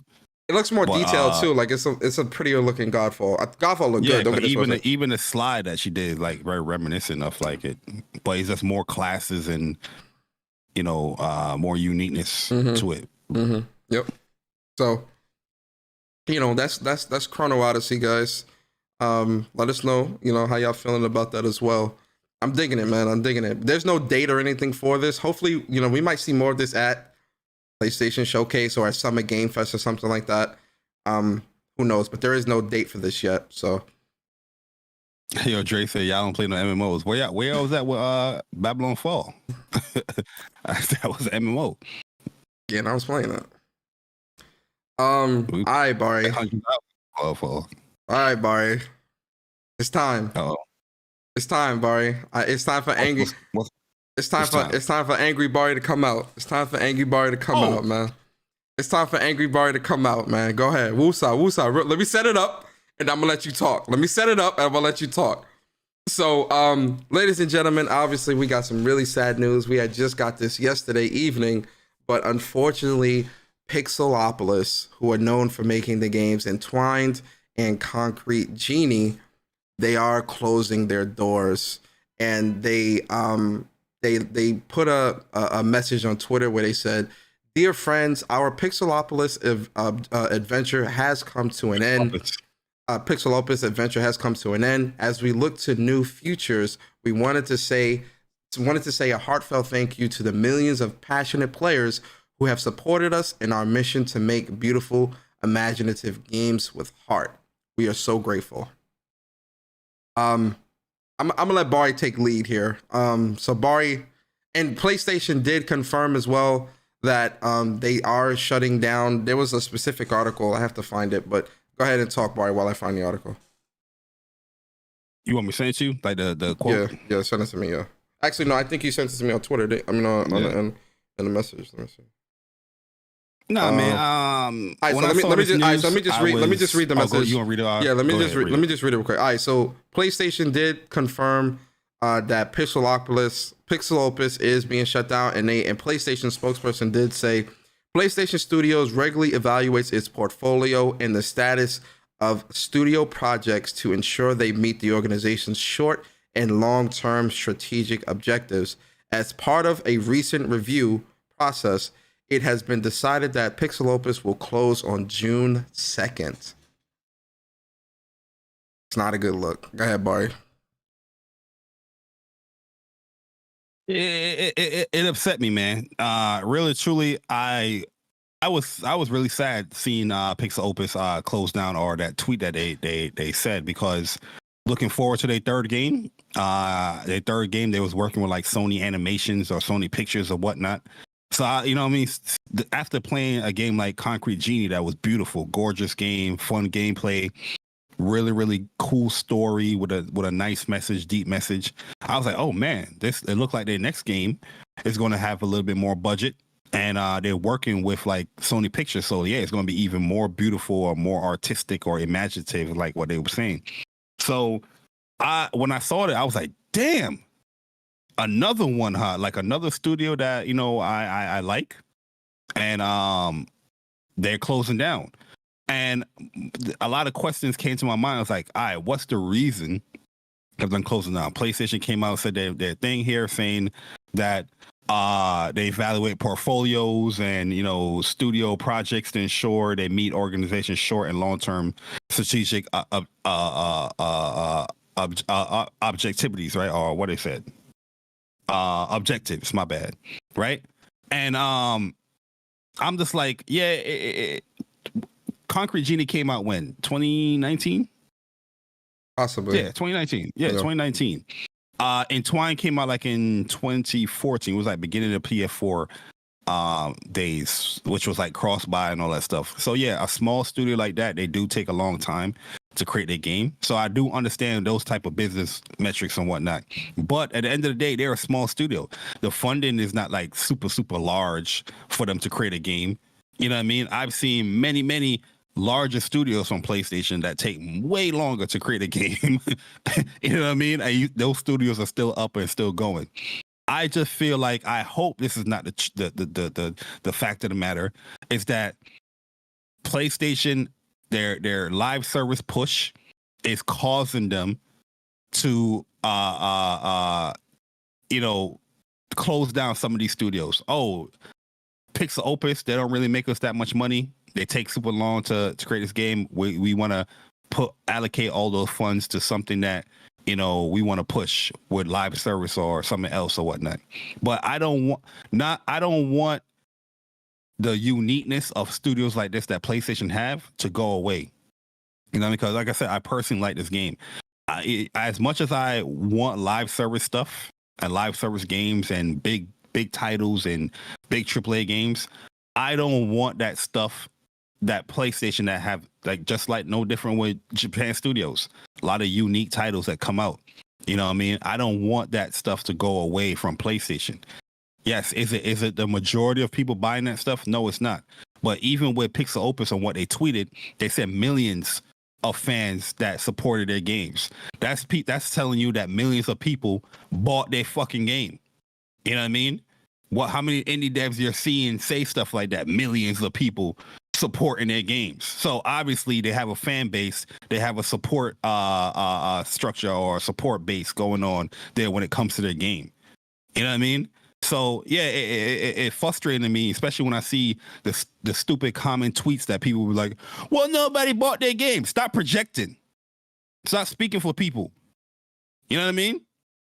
Because you don't buy or play shit doesn't mean that everybody else do it. The people that are speaking, speak to your own circle or your own collective mind that don't buy or support these games. Don't come on people that actually are talking about the games that they love, like Entwine and Concrete Genie. Come on their tweets like, oh, well, nobody bought it. Shut up. I don't want to hear from you, bruh. Because all you're going to tell me is that, oh, you didn't buy a game. That's going to frustrate me even more. You might get cursed out right there on Twitter. Just let it be, man. Move the fuck on and go to somebody else that don't support or buy games. You know what I mean? Shit is frustrating, man. Every single time something come out, it's always these dumbass comments. Well, nobody bought and supported. Damn, so how many games come out that you don't want to buy or support?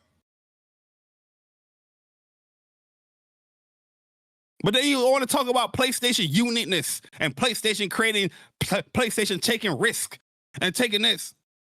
But don't buy none of the risk or nothing. You don't buy VR. You don't buy Concrete Genie. You don't buy Entwine. You don't buy none of these shits. But you talking about it.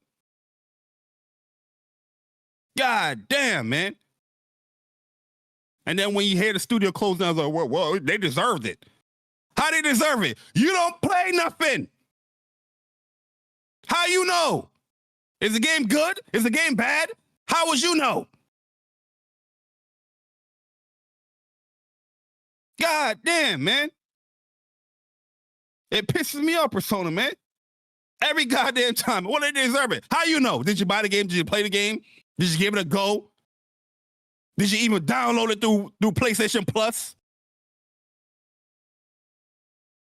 I see people talking about, yeah, I love this game, showing their support, that they platinum the game and all that stuff. You know what I mean? Like, people coming through like, yeah, you know what I mean? Because, yeah, they like the studio. It's sad that they see games that they liked, you know what I mean, and the studio going away. Hear these dumbass people. They deserve it. Go sit your ass down, man. Please.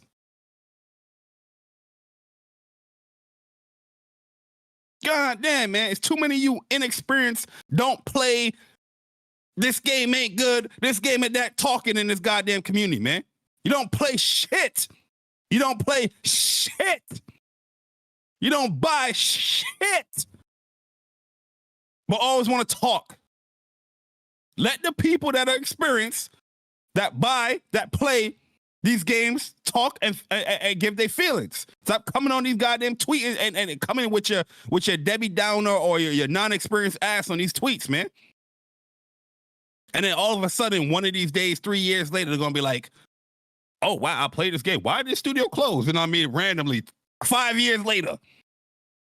So, Bari, shut your the people ass that are up and sit your ass down, please. Okay, there you go. Sorry, I was going to ask, for the people that are doing that, where do they need to sit?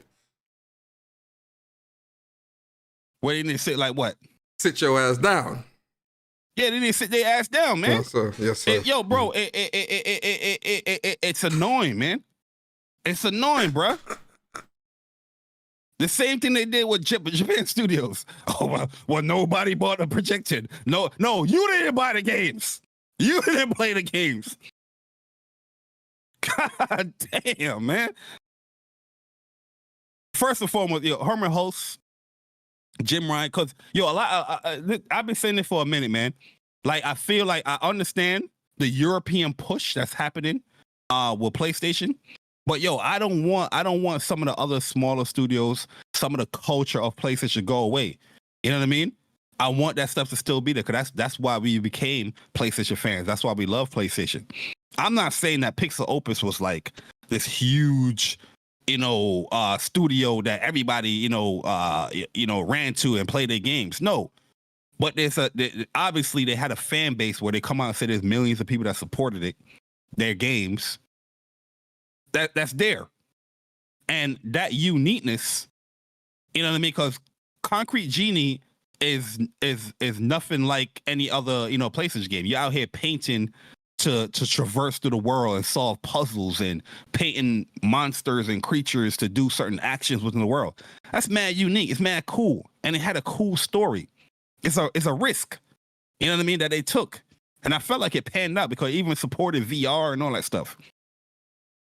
But when I see things like you just bought Haven, you just bought Firewalk for live service stuff, which I'm not against. I'm totally not against that stuff. I'm for it. But I don't want to lose the other stuff as well, especially when you made presentations and all that stuff talking about the funding of these games is not going away and all that stuff. Is that only going towards AAA games? Which I'm not against either, but you got to have some diversity within the lineup as well, which is smaller, unique games from PlayStation, Japanese games from PlayStation. It's the same tune I've been saying for the longest. It's not changing with me. I'm not fickled where whatever PlayStation does, I'm going along with the ride. Like, oh, I'm good.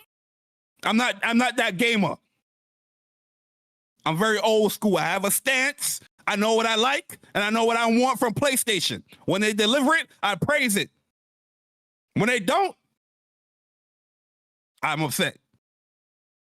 I need Herman Hulse or whoever. I need an explanation next week telling us why this studio is closing down. Not this IGN, this junk about portfolios. No, because at the end of the day, they were working on a game. Yeah, that's my. Well, I don't want to interrupt your rant. Let me know when you're done. No, I'm done. I'm done. Go ahead. Yeah, bro. that's my. I bought Concrete Genie as well, and admittedly, I didn't finish it, but I do own the title. One of the things for me that really stood out was the fact that they did have a PlayStation 5 game in development. I would have liked to know what that game was. What was it shaping up to be? Were they, was the timeline of how long it was going to take to get that game finished across the finish line not suffice to PlayStation? And so they were like, let's scrap it and just close the studio and have them work on other projects with other teams or something. Like, we don't know what's going to happen, because PixelOpus is a very small team. They're like 25 people, and they were a subdivision of the San Mateo PlayStation San Mateo headquarters. So they were a very, very small team. So my hope is that with these developers, they at least aren't necessarily being let go and from the company, but are at least being able to go to other teams and work on, be a part of other teams within the company. Because I think these are very talented developers that I wouldn't want to see let go or see go to other places. I would definitely want that talent to be kept within PlayStation. But I think from my perspective in seeing what is going on, I agree. And listen, I have no issues with live service games. I have no issues with the. I understand the vision with what Jim Ryan and Herman Hulse are trying to do with live service and some of these other projects and things like that. But the one thing that I don't understand is the essence of PlayStation from old, and obviously it's new management, so things change. I get that, but that essence of PlayStation from like PS1, PS2, even PS3, we're slowly seeing a lot of that stuff dwindle. Right, Japan Studio gone. One of my favorite games from Japan Studio, with Gravity Rush, I wish more gamers bought and supported that game, man. I really, really do, especially Gravity Rush 2, because I granted Gravity Rush 1 wasn't perfect, but 2, they improved on all of that, man, and it was incredible. Such a great game that I think everyone should go play that game because I know you'll enjoy it. Kind of shifting things to Team Asano, Asobi, with those devs. Then we see this with PixelOpus and all these other things that's happening. I'm seeing some of that essence kind of start to dwindle, and it worries me, right? Because we're not, and I think part of my worry is that we don't know what's coming. Pause. So you're making all of these changes, and obviously, you know, they'll let us know when things is ready. I understand it and I get that, but in the meantime, we don't know anything. So what are you to think? Right. And I hate when people tell you, and because when I say something like that, people will tell you they'll default to Spider-Man or default to, oh, well, we got things coming, you know, and I'm like, yeah, you got Spider-Man and all these other things. But when PlayStation makes major changes like this, and we don't really have anything to go off of in terms of the vision of the future, it's hard to be able to kind of just sit there and be like, oh yeah, this is cool, this is fine. No, this is a problem. PixelOpus is a dope studio. They shouldn't shut down, especially when you put money towards other projects like this. Ember Labs with Kana, which is a great game. That was a chance. You took a chance on that. You took a risk. Why is it you would take a risk on that, but not take a risk on something that's yours, that you own in terms of the studio? Exactly. That's where my confusion is when it comes to PlayStation. We're taking a risk on Haven. We're taking a risk on Firewalk. And listen, great devs, great things they're working on, but we as the gamers don't see what PlayStation sees. So obviously they know more than we do. Fine. But from where we're sitting and where I'm sitting as a gamer, I'm only seeing you taking risk on things that haven't panned out yet and taking risk on other IPs and studios outside of the company. But then when it comes to something like a PixelOpus, you can't take a risk because it doesn't fit into the vision of the future. Bro, PixelOpus ain't affecting your operating costs. You know what I mean? They're not gonna be like, oh, those games are not really investing $200 million like the AAA games. You know what I mean? If you're just focusing on AAA games, you know, you're waiting 5-6 years for a sequel of that game. Spider-Man came out in 2018. It's gonna come out in 2023. Ghost of Tsushima came out in 2020. We don't know when that's coming. You know what I'm saying? Like, you need studios like this, part of your, your catalog, to push out, smaller games where it fits those. It fits in the gap. You know what I mean? Between the weight of the bigger games like that. You know what I mean? So it's weird to see that they say something about portfolio and what else they say? Status on studio projects. I don't know if the project got canceled or they had to re-scrap it or start over. I don't know the details on that, but I don't see PixelOpus affecting the bottom line from what they create. You get what I'm saying? Like, they're not affected about. It's like, say Spider-Man 2 is a dud. That can affect the bottom line because that's a big game that you budgeted in. A lot of marketing, a lot of cost and development. And if that game doesn't hit or hits, a certain quota, boom, you know what I mean? That could be a step back.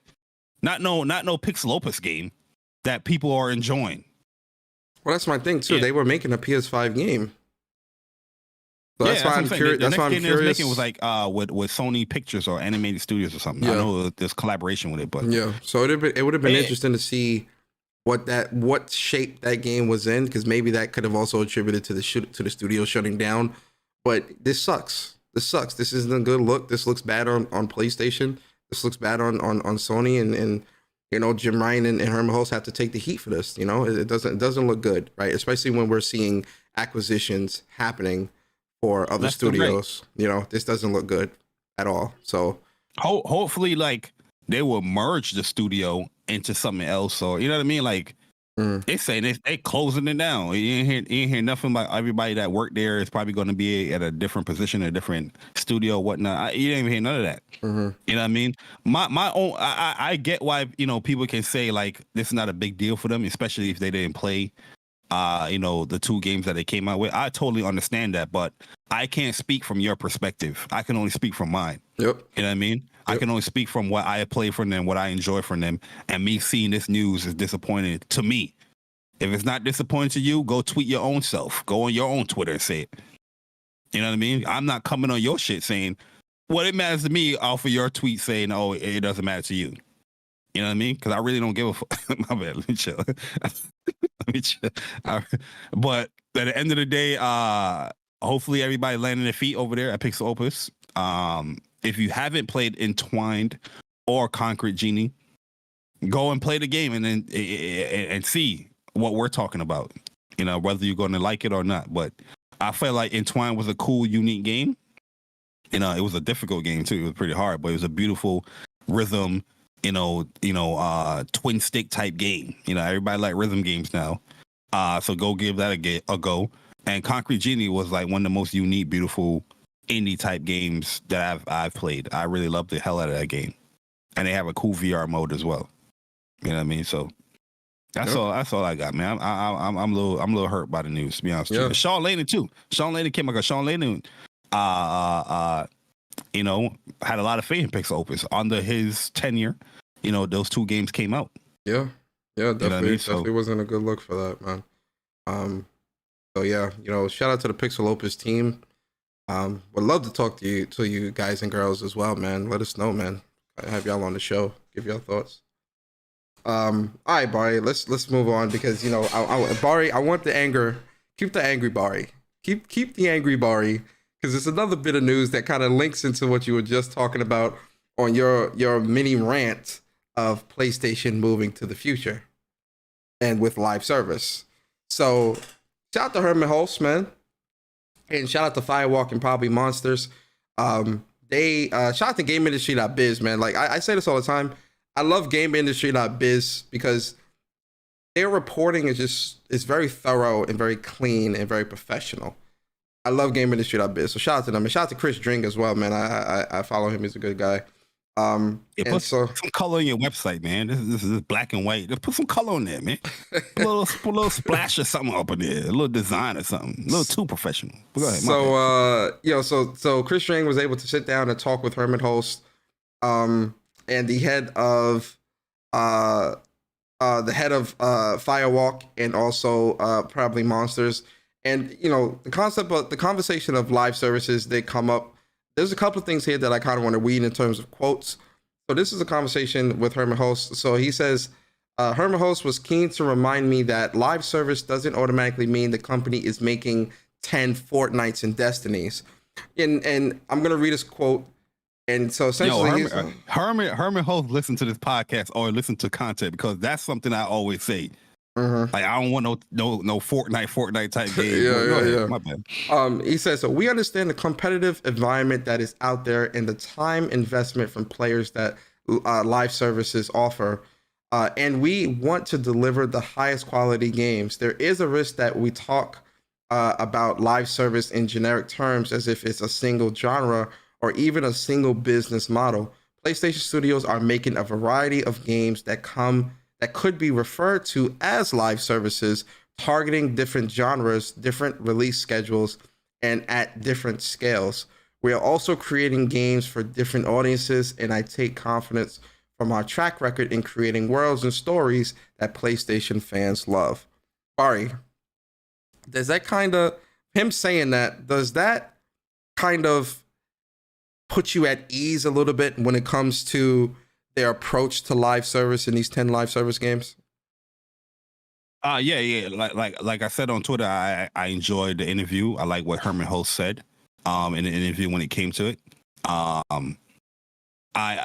like they saying they're going for the highest quality of games. And we said this years ago that when you go down this road, you know what I mean, this is a lot of investment goes into these games. You know what I mean? It's more of a risk to do a live service game than a single player game. Look at a lot of live service games that come out. Some of these joints don't even last a year. you know what I mean? That Rumble game packed up. What you call it? What we just mentioned. Babylon Fall packed up. Yo, these joints, these joints get packed up. The EA joint with the skating board and all that stuff. Avengers packed up. That's what I'm saying. Like it's a bigger risk because a lot of money goes into it to keep funding and keep running the servers and all that stuff. So they're going for a big risk here, saying that they want to deliver high quality, games when it comes to these live services. And what he's saying here is that a lot of people refer everything to like live service because they see online, but it's not typically a live service. I'm thinking he's more likely he's going to have live service type games, but there's going to be online focused games is what he's trying to clarify here. Mm-hmm. But I like when he says, I take confidence in our track record in creating worlds and stories that PlayStation fans love. So hopefully they are incorporating that within the live service games, bring back some franchise or some new stuff. Like I'm all for the live service stuff. I always think that 10, 12 is a little bit too much in my opinion, but I'm not against them going forward and tackling having live service games. You know what I mean? I'll say this though. We play multiplayer games all the time. You know what I mean? So I'll say this though. Okay, go ahead. No, go. My fault. Finish your thought. Oh no, I said I would love to see PlayStation tackle that more. It's no different from me saying I would love to see PlayStation have Japanese focus, type RPG games from their studios. I would love to see PlayStation have more live service, PlayStation centric online games like PS3. PS3 had a whole bunch of online games, dedicated servers left and right with these games. Big risk. You know what I mean? Some of it and most of it didn't pan out. Mm-hmm. So seeing them take that risk again here, within this generation, is a wait and see thing. But I just don't want this live service push to affect what I also love from PlayStation, which he kind of said, but I'm seeing a little bit of the opposite. Yeah. Japan studio gone. Now PixelOpus, small studio gone. Mm-hmm. You know what I mean? And we ain't seen none of these live service games yet, so I can't even cast judgment yet. You know what I mean? But go ahead, my bad, bro. No, I agree with a lot of that, man. And I think when it comes to these types of things, it goes back to what we said last year, Bari, where we were saying, yeah, this is sounding good, but we're not seeing any type of visual representation of that when it comes to these live service games. We've known about the live service approach since 2021, and yet we haven't seen anything tangible for us to go off of when it comes to what PlayStation's vision is when it comes to that approach. We've seen them make certain business moves and decisions in terms of buying Bungie and kind of creating this council to kind of help them and guide them to ensure that they don't fall into the usual pitfalls of what a lot of these live service people who attempt the live service games do. But we still to this day have not seen anything live service from PlayStation that is representative of what HenriHeck is saying here. I'm not saying he isn't lying. I'm not saying he's lying. I'm not saying that what PlayStation is attempting to do isn't going to be high quality or whatever, or be unique when it comes to that live service approach. But right now, all we have is his and Jim Ryan's words in nothing of in game form, right? We see them buy Haven. There's nothing to show for it. We've seen them buy for Firewalk, nothing to show for it. We've seen them partner with Deviation, nothing to show for it. We see them buy Bungie, nothing to show for it. We see Factions is coming, nothing to show for it, right? We know these things in terms of text, but we don't see any of it. So my thing is, I understand people that would then automatically default to it's just going to be Fortnites and Destinies because you haven't proven otherwise. That's what we need to see is the games, is how it is going to be unique compared to other live service games. Because I got to be honest, the games do the talk. Yeah, let the game like Jim Ryan said it that one showcase back in 2020 in the summer. Enough from me. We'll have the games do the talking. Where's that energy? I got to be honest, since last year, I haven't seen that same type of energy being pushed with PlayStation. It's been a lot of interviews, and it's been a lot of talking and not a lot of showing. And again, I know this is kind of a double-edged sword when we talk about these things because we want the developers to be able to cook and we don't want them to feel rushed. But at the same time, we still need to see something. Something. Facts. I don't want the developers rushing. I don't want the developers to feel like their backs are against the wall. Show me something. I don't. You gotta be show me something. But as a gamer and as somebody that's been with PlayStation for decades, I'm not used to this. I'm really not used to PlayStation being quiet this long. I'm not used to PlayStation not showing me what the future of PlayStation looks like this long. Especially coming from PS4 generation. They were showing you everything. That's what I'm saying. I'm not used to this. So it's a bit jarring, especially seeing, because, you know, Herman Host or Jim, I rock with them, man. We need to see the games, man. We need to see it. Enough talking. Show us the games. They're quick to let you know that more games come to PC, though. But we didn't see what's coming to PS5. That's what I'm saying, man. What's going on? What I'm saying. So yeah, that Herman was Host. I need you on What's Up PlayStation podcast one of these weekends. I need that to happen. I'd love to talk to Herman, man. Love to talk to him. So yeah, that was like the part of this article that stood out to me that I wanted us to talk about, Bari, and kind of, you know, speak on that. But enough of the doom and gloom, you know, because Bari, remember, people say that, you know what's funny, Bari? We were just very critical of PlayStation for like the past 20 minutes. People typically say we just are yes men. That was our doppelgangers. That wasn't us. Oh, that wasn't us, right? We only talk good at PlayStation because we want the clout, right? We want the clout. We clout chasers. Were we just being critical of PlayStation? I thought we were fanboys, Bari. We've been critical of PlayStation for a very long time. But Bari, if people actually watch the content, they would know that. If they actually watch the content, they would see we're always critical of PlayStation. Uh-oh. Did I touch a nerve? Uh-oh. Moving on. Let's move on to something more lighthearted, Bari. Let's talk about this new Gran Turismo trailer. So we got some confirmation that we already knew that GT7, not GT7, but Gran Turismo was getting a movie. We did get a teaser trailer, but now we got... Yeah. It's a past like 4 million I saw. Yeah, I think it's like at 7 million, something like that. Yeah. I think the interest is there with this movie. Not wait for this, man. It's a day one. We're going to see that, right, Bari? That's a day one. IMAX. Yeah, I'm going to see it. IMAX. Court cooking us. My bad, Court. FIA. Let me get these super chats real quick. Big shout out to Dildo Baggins.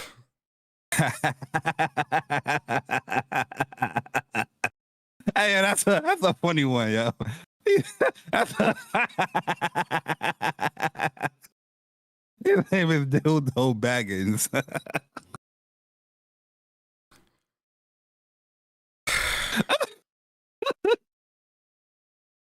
Big shout out to Dildo Baggins the third, man. He said, "Good morning. Is Xbox still third place?" See what you started? That's you. I blame you with your soundboards. That's what you started. What you mean? My fault. What happened? And then shout out to Dildo, man. We appreciate your support. Shout out to Dildo, man. We appreciate you, man. Jesus. And then shout out to Unikronn. Appreciate you for the super chat. 12 months as a member on the channel with the membership message. He says, "It's busy here at work. I'll listen tomorrow because we just had a coronation for our latest colonizer, Unikronn out." Yo, man. Crazy. Shout out to Unikronn. And then shout out to Viper Reefs Corner. Appreciate you for the super chat.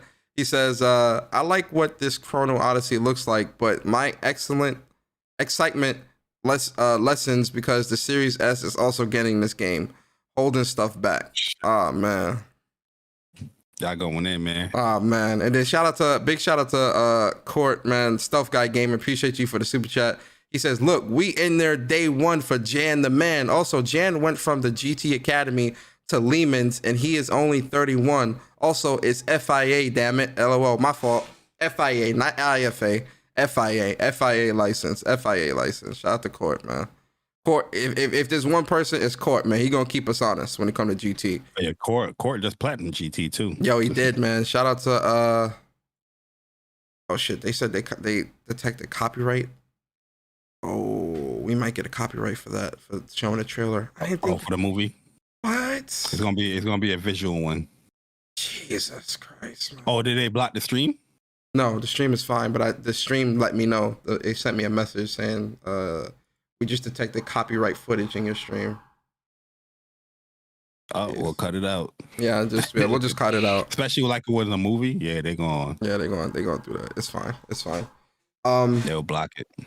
All right, guys, let's move on, man. Some quick news, real quick. Shout out to the Forspoken, to the Returnal devs, man. They have grown to over 110 developers. When they first were acquired by HouseMarque, by PlayStation, they were at 80. So they're growing and they're working on their next project. So big shout out to them for that. And then the next thing is the Forspoken. Yo, HouseMarque, please do a Resogun PS5 version, 120 frames, please, man. Thank you. Fire, that'd be dope, actually. So then shout out to Forspoken, man. We got confirmation as well. Forspoken Entente We Trust DLC. The Entente We Trust DLC is coming out May 26th. Bari, how you feeling about this, man? Based off the trailer, man, it looks like we're gonna be playing as Tanta as well. Tanta Cinta as well. Yeah, you got partner takedowns and all that stuff. I'm with that, man. But it looks like with some new abilities as well. The most curious one when it comes to the Tanta, because we don't really see too much from her, but now you get to actually visually see how she, maneuvers and how she plays. How she fights and stuff like that. I'm all for that. And we didn't get her powers at the end of the game. I think Frey's original power is Sita power, is the Earth ability. But the way how she probably uses it is going to be much different than Frey. Frey probably just harness it her as her own, like her own style. But I see very similarities when it comes to Sita. It looks like it's like Earth and light. It looks like. Yeah, I'm excited for this, man. Like this, I cannot wait to play. And early access begins on the 23rd. So we get to play early. Oh, we get to play this on May 23rd? I think that's what I saw at the end of the trailer. That's the first time we've seen that. It says like it comes out May 26th, but it said like early access at the end, the 23rd. Mm-hmm. Yo, Frey looks like she has that's a new ability she got. Yeah, I was gonna say Frey looks like she has some new abilities as well. And they did say that there are going to be new abilities for Frey in this game for her powers as well. But it would be interesting to see if she is going to get like more of like Tanta Sita's powers or whatever the case may be. But even like the enemies that she's fighting, we fighting dragons and all these other things now too, man. I'm really excited for this. I can't wait for this. This is gonna be fire, man. So to me, it's very surprising that somebody can look at Forspoken on like gameplay wise and be like, "Yo, I don't want to play that." I think that's the weirdest. Yeah, that's what I'm saying, man. Oh yeah, early access. Yeah, early access is May 23rd. Word, yes sir. We on that day one. I can't wait for that. That's gonna be fire. And then what's the other thing I wanted to talk about before we? Oh yeah. So big shout, yo Bari, I got some exciting stuff, man. So big shout out to TChia. That came out, I think about last month it came out, and so they reached 1 million players. This released on PS Plus, so obviously they're gonna give us the engagement numbers. Shout out to TChia, man. I think TChia is a really cool game. Very relaxing game as well. So, big shout out to TChia devs, man. And their people playing the game. That's really good. And then platinum it twice. And then big shout out to the Pixel Remaster. This gets me really excited. So the Final Fantasy 1 through 6 Pixel Remasters have now topped 2 million copies sold since releasing on the Switch and PlayStation.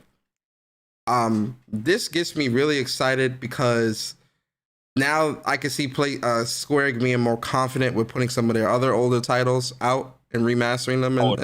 Don't worry, that's what they told you. That's the reason why. What's the name? They merge it into the other creative businesses. They're gonna push out a lot of these older games and HD remaster them up. Yep. So I'm really excited for this, man. Big shout out to this. Again, I think this is great, especially since we really wanted these on PlayStation and we got them. I think this is really dope. And then this other bit of news is Converge, the League of Legends story, releasing on May 23rd. So this is the game I had spotlighted, and we finally got a trailer for it. We got a confirmation of release date. Bart, did you see the trailer for this game? Hell yeah, I saw it. I'm with this joint, bro. Yeah, this looks great, man. Echo looks dope. This is on they got a few, like I said, they got a few of them in the, when you go to the coming soon collection, they got a few of these League of Legends type games coming. And Echo, I'm super interested in Echo because I already got my main in Project L. That's gonna be my main. So yeah, I'm with that, man. You got the time abilities and all that. Let's get it. Yeah, Echo looks really dope. The art style looks pretty cool too. Yeah, I want to see. You know what I mean? I believe there's some gameplay here. I thought there was. Oh yeah, just skipped ahead to a little bit. Yeah, the animated cinematic. Yeah, they putting time into this. Scenes? Yeah, Wow. they putting the production values for this is it's looking pretty good. The time and effort they putting into this is pretty dope, man. And they have been making like a lot of these League of Legends side games and stuff like that, which I think is pretty cool.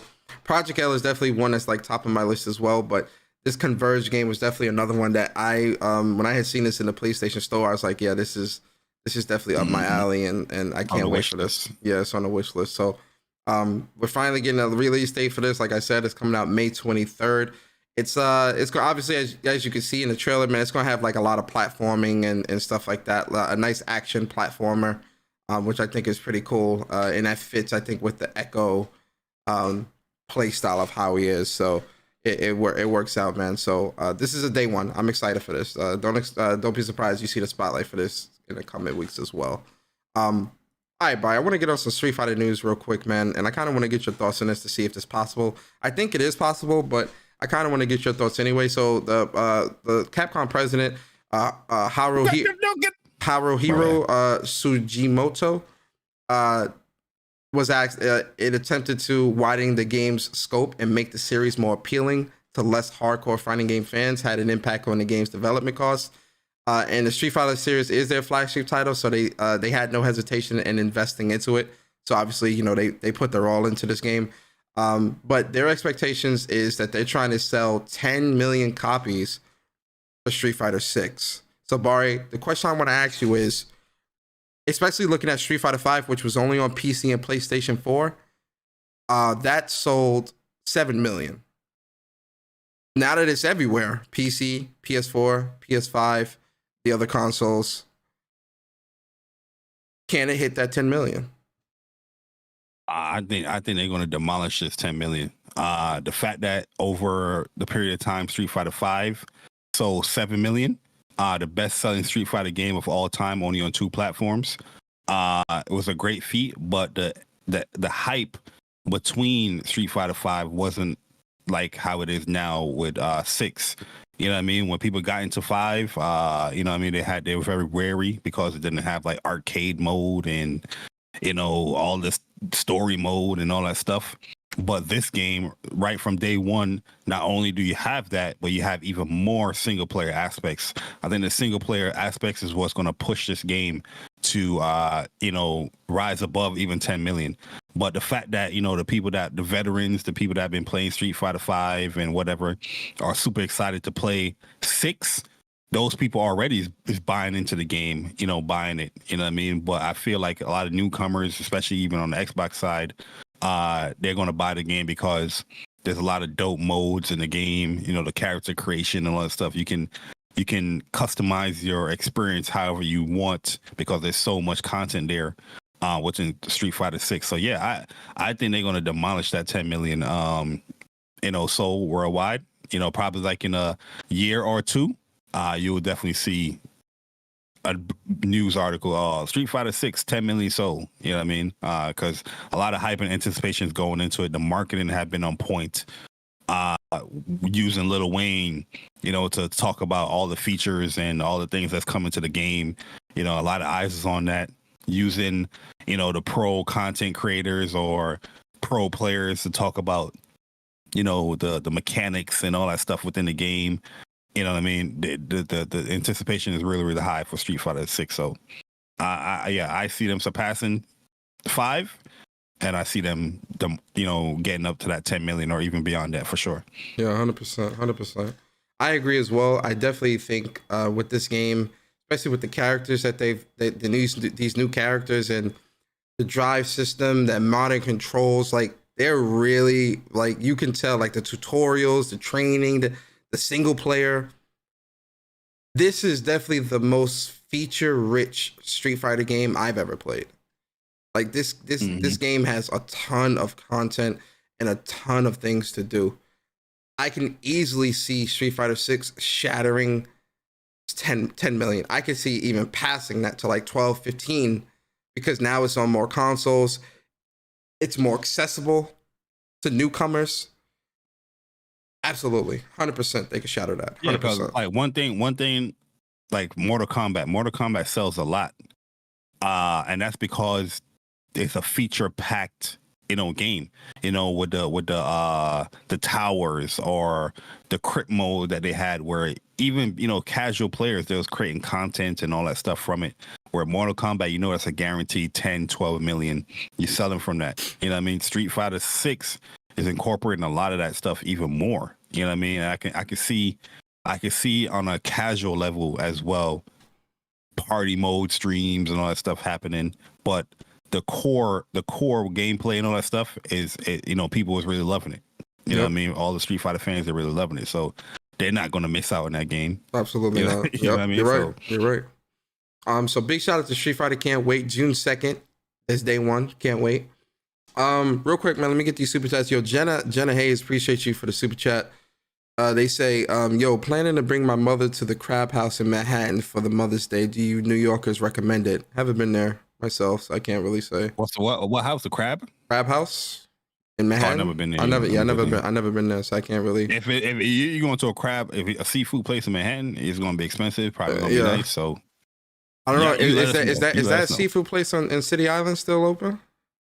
Is it open this time? It's open. Booming. It's open now, right? Though, right? Like it'll be open now. I would say. Oh yeah, open all year. If you're not worried about taking that trek through the Bronx, I would say City Island, that the seafood place. I forgot the specific name of it, but that seafood place over there is really dope. That's a good place. Seafood. Yeah, that's a good place. And then shout out to Viper Reese Corner, man. Appreciate you for the super chat. He says for Street Fighter 6, 8 million will come from 8 million will come from PlayStation. 1.75 million will come from PC. LOL. Yo, you funny. You funny. 100%. Yo, Viper, I agree with you 100%. I somewhat agree. I agree as well. You might get like 100 million, 100K from other places. But yo, man, you know what? That's even on a professional level. I think people are going to double dip. You know what I mean? Like, say you play this game and you want to compete professionally, you're probably going to be buying a PC version of the game, but you're not skipping out on a PlayStation version of the game because when you go to these tournaments and stuff like that, that's the version that they're playing. You know what I mean? So yeah. This game is going to sell, man. Yeah. Bari. Put I know you got a hat on, but you might want to switch and go get you some aluminum foil from the kitchen. Because we need you to put on, it's a tinfoil hat moment. You understand? Put your tinfoil hats on, ladies and gentlemen. Put your tinfoil hats on, because we going down conspiracy lane. We are going down rumor lane. Put your tinfoil hats on. Oh shit, there go Rufus. Uh-oh, there go Rufus. Shout out to Rufus, man, the official What's Up PlayStation mascot. Shout out to Rufus. But let's talk about PlayStation 5 Pro. Let's talk about it, Bari. Persona, don't you dare. I want you to. PS5 Pro. Let's talk about it. So this is news coming from Inside Gaming, but shout out to Derek Strickland from Tweaktown. We're gonna look at his article. So according to Tom Henderson, there's a hardware roadmap that he outlined, right? So according to a new report from Tom Henderson, Sony is ramping up the production of PlayStation 5 Pro dev kits to introduce developers to the new hardware. The final retail PS5 Pro is expected to launch in 2024, and Sony is arming its teams with the upgraded consoles in an effort to push their first-party games beyond the current capabilities of PS5. However, PS5 specifications and performance targets for upgraded games remains unclear. Sources have told Henderson that first-party developers will get the PS5 Pro dev kits many months before third-party devs, the latter of whom are expected to receive their units by the end of 2023. And part of this is being corroborated with an import records, which show that Sony Interactive Entertainment Japan has shipped a lot of dev kits overseas, which we're seeing with the shipping manifest. Yo, these people are crazy. With the looking at the shipping manifest, although he says that this could potentially also be PSVR 2 related, but also it could also be PS5 Pro.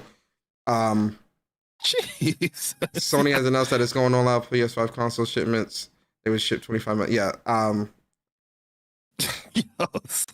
They got this. The other thing that Tom Henderson said on his Inside Gamer article, because I was reading it, the PlayStation 5 Slim, which is going to be the detachable disc drive, is supposed to be coming out this holiday this year. PS5 Pro coming out 2024. PlayStation, pat that idea up, man. Detachable disc drive. It sounds clunky. It don't make no goddamn sense. Whoever came up with the idea of detachable disc drives and all that, fire that person. That person needs to go. Who, you know what I'm saying? Like, you're gonna buy a slim console, but you're gonna buy this big ass disc drive right next to it. What's the difference? Well, it's detachable. The big PS5. No, it's detachable though. So it's for people so that if you want digital or physical, If I want digital, I'm going to buy a digital PS5. Yes, but what I'm saying is the Slim would be something where if you have physical, you'll have the detachable hard drive there. If I want physical, I'll buy a physical PS5. This is doing both though.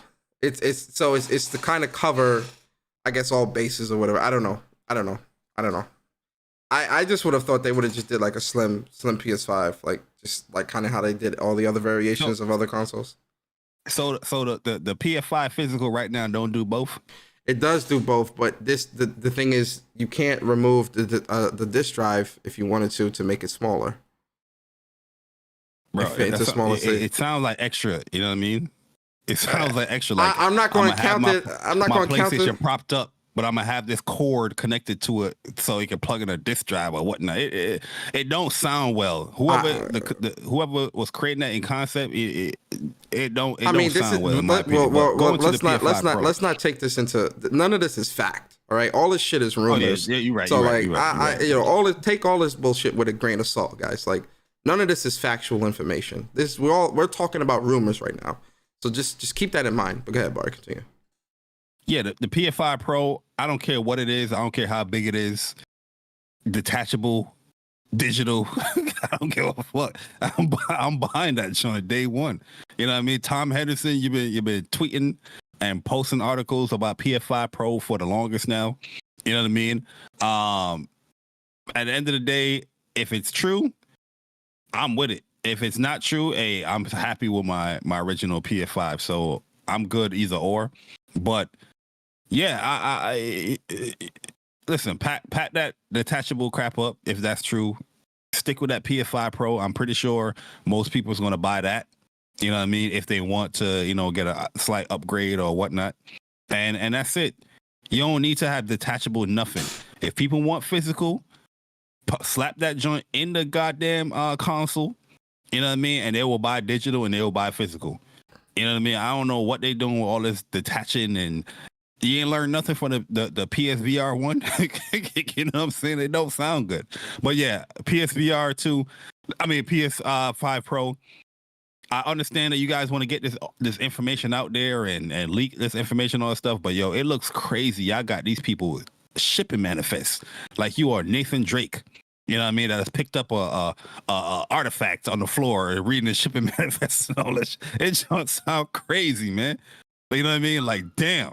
But I hope the PSVR, not PSVR, but PS4, PS5 Pro is true. Because like I said, I'm all for the mid-gen refreshes. You know, I know a lot of people is against it, but I'm for it. You know what I mean? So that's all I gotta say with it. I need to see the specs and all that for it to really kind of, be like, all right, I'm all for it. But, and also see the games. That's going to be, see how games look on it as well. And like what's different based on like my original PS5, but I'm open to it. I'm open to it. You know what YouTube need to do? I know this is random, but they need to do something like how they do Twitch. You know, when you go on Twitch and whoever you subscribe to, you can drop their emote in the chat. Yeah. You know what I'm saying? Why YouTube don't do that?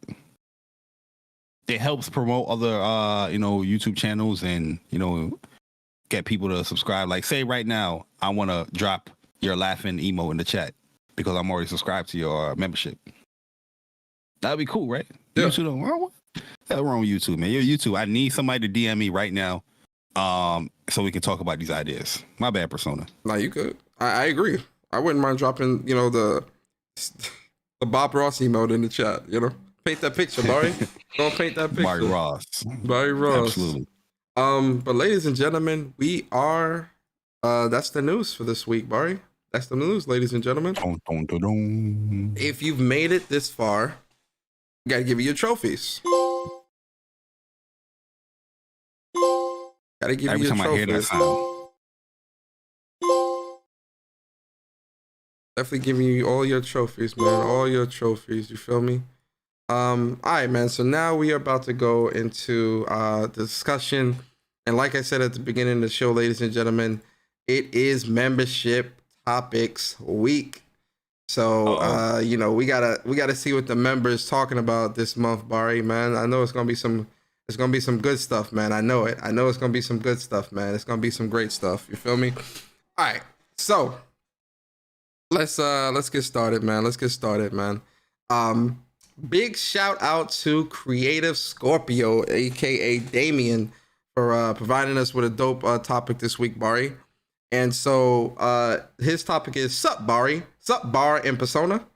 If you could make 3 games from the 16-bit era, if you can have 3 games from the 16-bit era remade or remastered, what 3 would each of you choose? My 3 are Vector Man, Zombies Ate My Neighbors, and Streets of Rage 2. My honorable mentions would be Eternal Champions, Golden Axe, and Pitfall. I can't wait to hear your answers. Keep up the great work, gentlemen.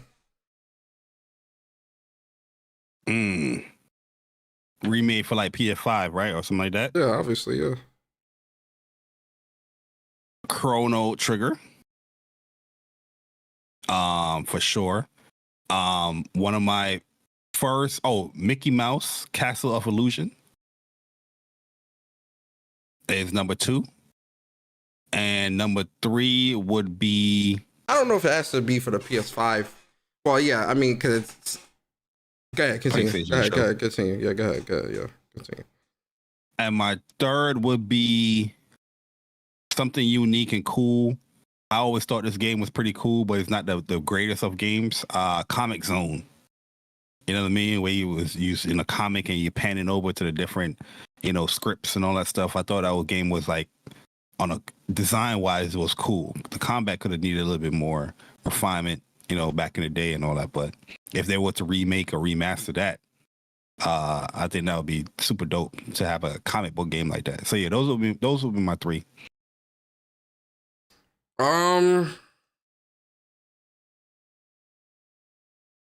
Eternal Champions was kind of fire though. And Golden Axe, Alter the Beast. I miss those games. One of mine would be Paperboy. Oh, Paperboy, classic. Paperboy. Oh,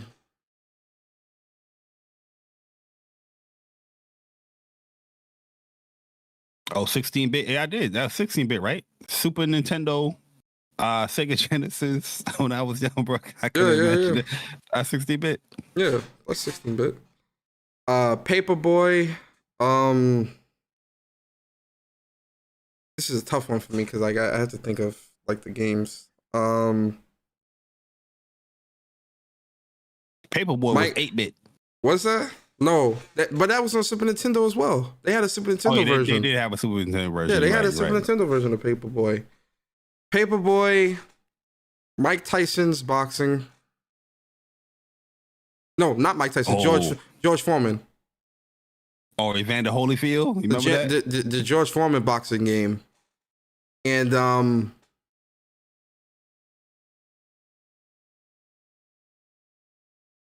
I ain't gonna hold you. I would love another Streets of Rage. Well, we have one Streets of Rage 4, which is amazing. I'll give it to Pitfall.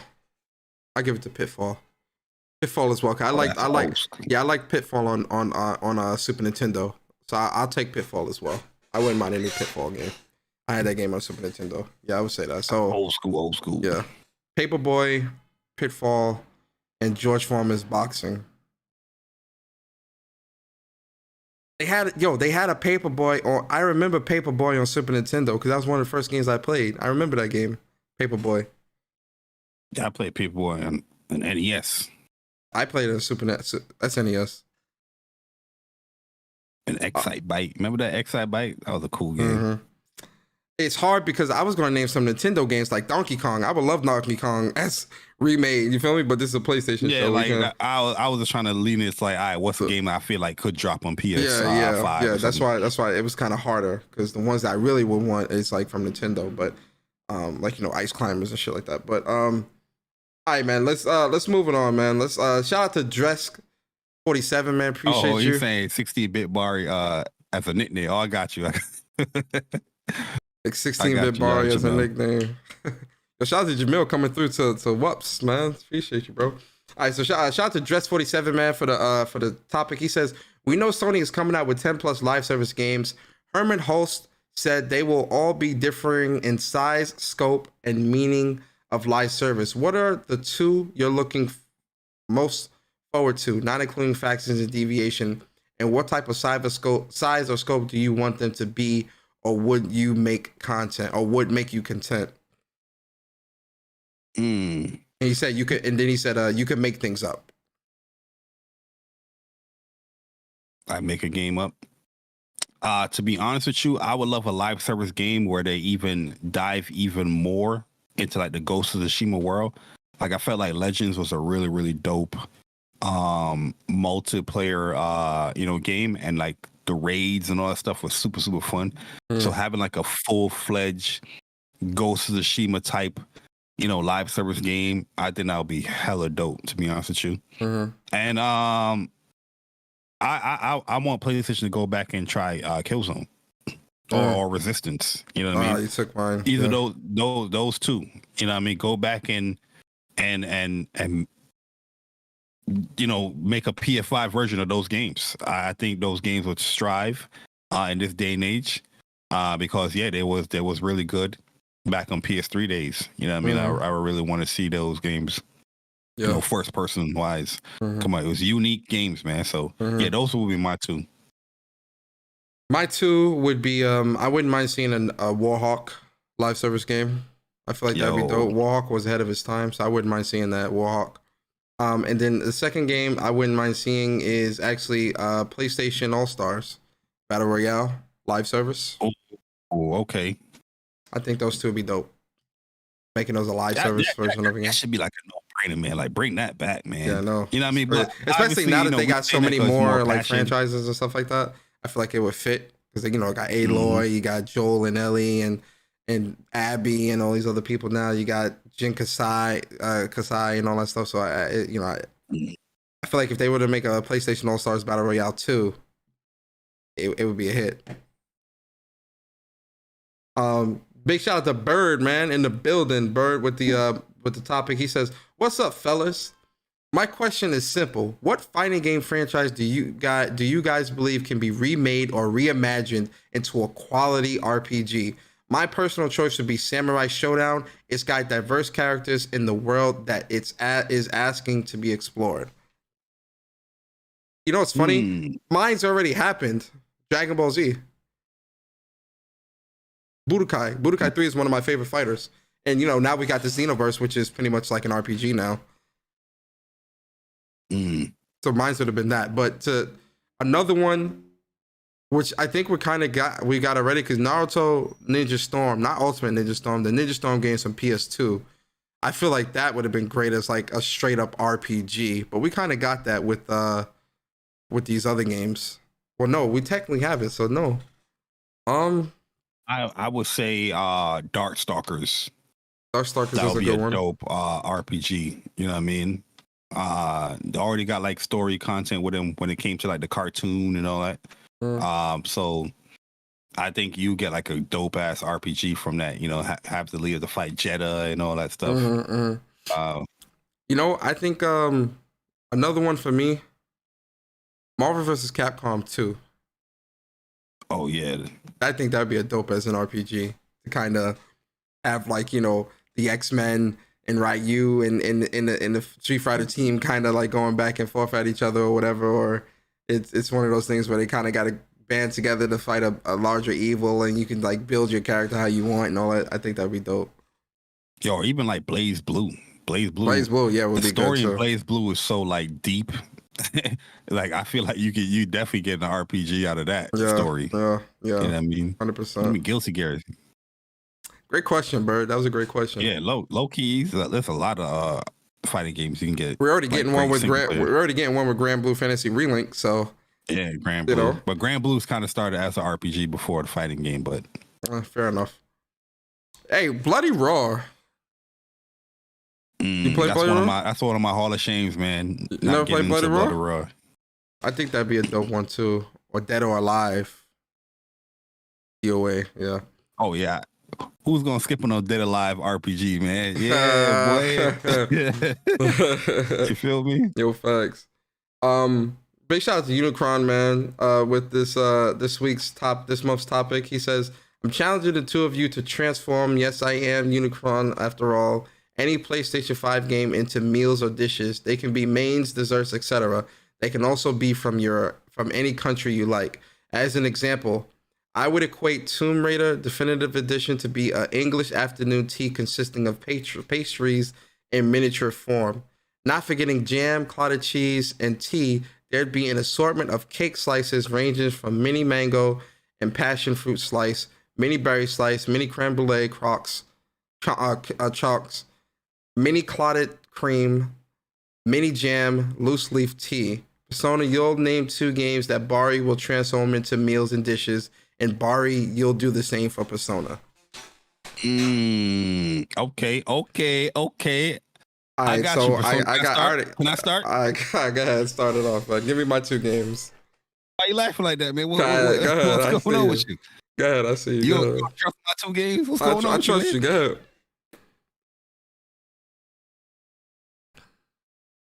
All right, so here we go. Game number 1.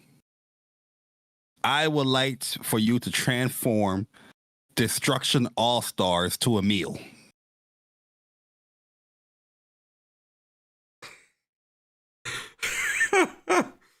Destruction All-Stars. Destruction All-Stars is Brussels sprouts. Do you like Brussels food? No. Kinda. It depends how they're cooked. So I'll make Destruction All-Stars Brussels sprouts. All right. Interesting. Now your first game, Bari. The first game you need to transform into a dish is... That was going to be nice. Since you're going to give you Destruction All-Stars first, I'm not giving you your game first. Call of Duty Modern Warfare 2. Yo, this dude is you full of it, dog. Oh, man. Call of Duty Modern Warfare 2 is school lunch on a Wednesday. I'm talking about not the good school lunch either. Yeah, what's in the school lunch though? Nuggets with the green beans and carrots, diced up carrots on the side, and they gave you Jello, but it ain't chocolate. Jello? You mean pudding? Oh, pudding. They ain't chocolate. That sounds disgusting. With no chocolate milk. That's regular milk. That sounds absolutely disgusting. But I would say Call of Duty Modern Warfare 2 is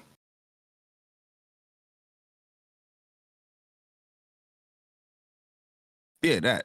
Okay. Okay. It was garbage. I was trying to be nice, but that just is hot garbage. All right, man. Give me my second game. All right, second game, Persona. Mm.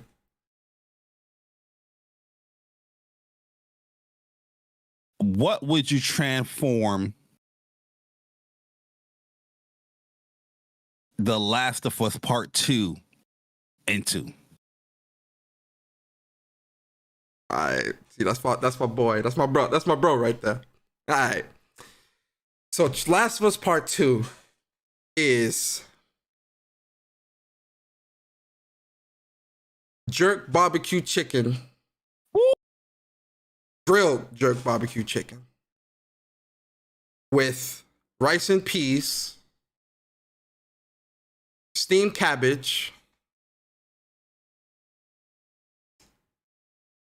with some sweet plantain,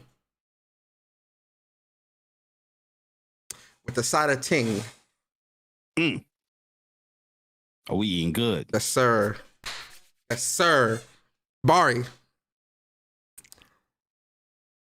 what would you transform this game into? Final Fantasy VII. I hold you down, brother. I'm gonna hold you down on the second. I got you, brother.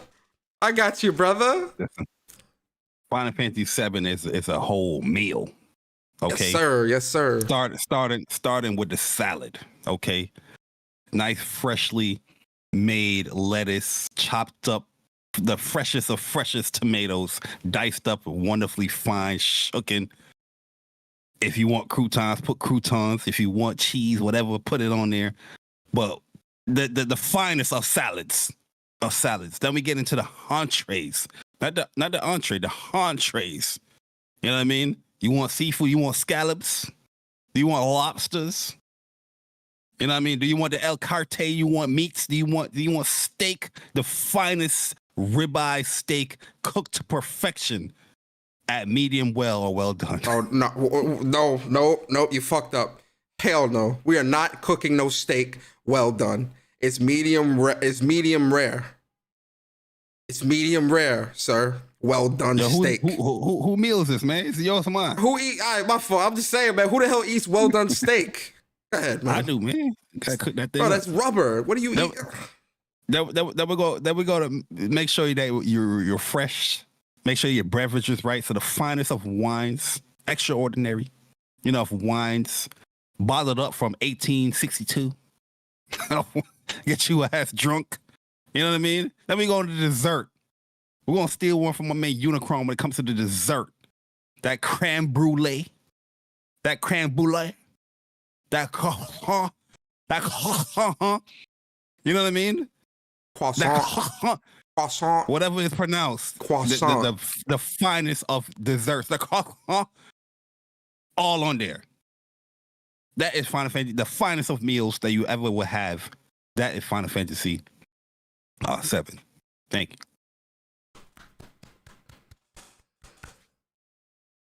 It's not bad. Sounded kind of good, except for that overdone ass steak. But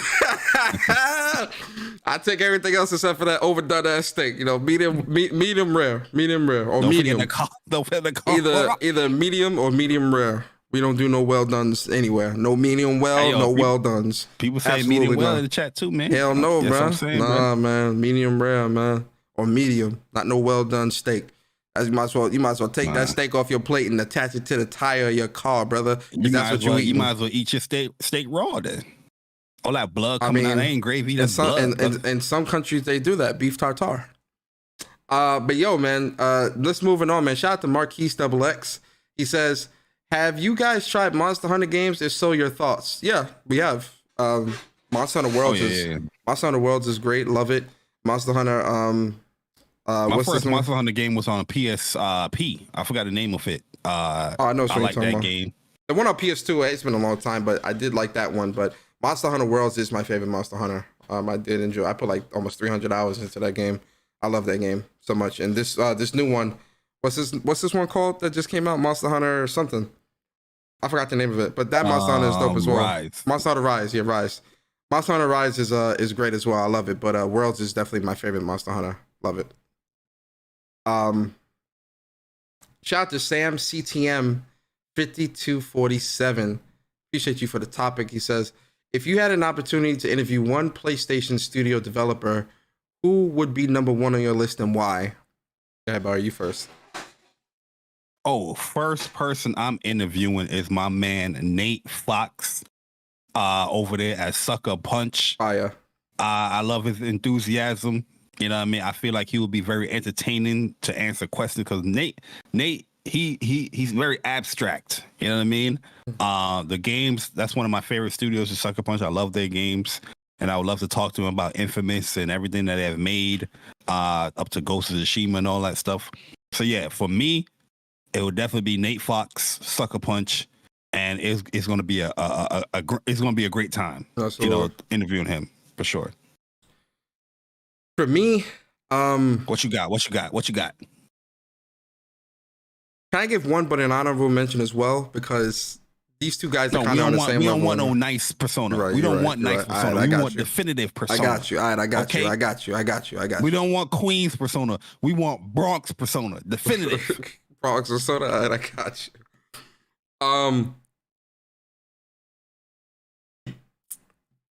If I could interview only one PlayStation studio developer, I would interview Neil Druckmann.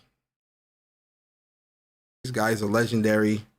Legend. He's a legend out here in this industry. And I would love to talk to him and pick his brain on, his process and just, talk to him. I've met Neil Druckmann a couple times, but never really had a long enough time to really talk with him. So I would love to definitely sit down with him and talk with him about, life at Naughty Dog and his life, within the industry and stuff like that. So yeah, Neil Druckmann, 100%. That will be a very, deep interview right there. You know what I mean? Because I know the question's going to be ready for that man. Facts, right? Facts. Shout out to the boy HenriHeck, man. Appreciate you, HenriHeck, always, man. He says, Factions 2 possibly being a shadow drop after the PlayStation show this June. I don't think so. I don't think so at all. If we do see it at a PlayStation showcase, I think it would come this fall or late this fall or late or early 2023.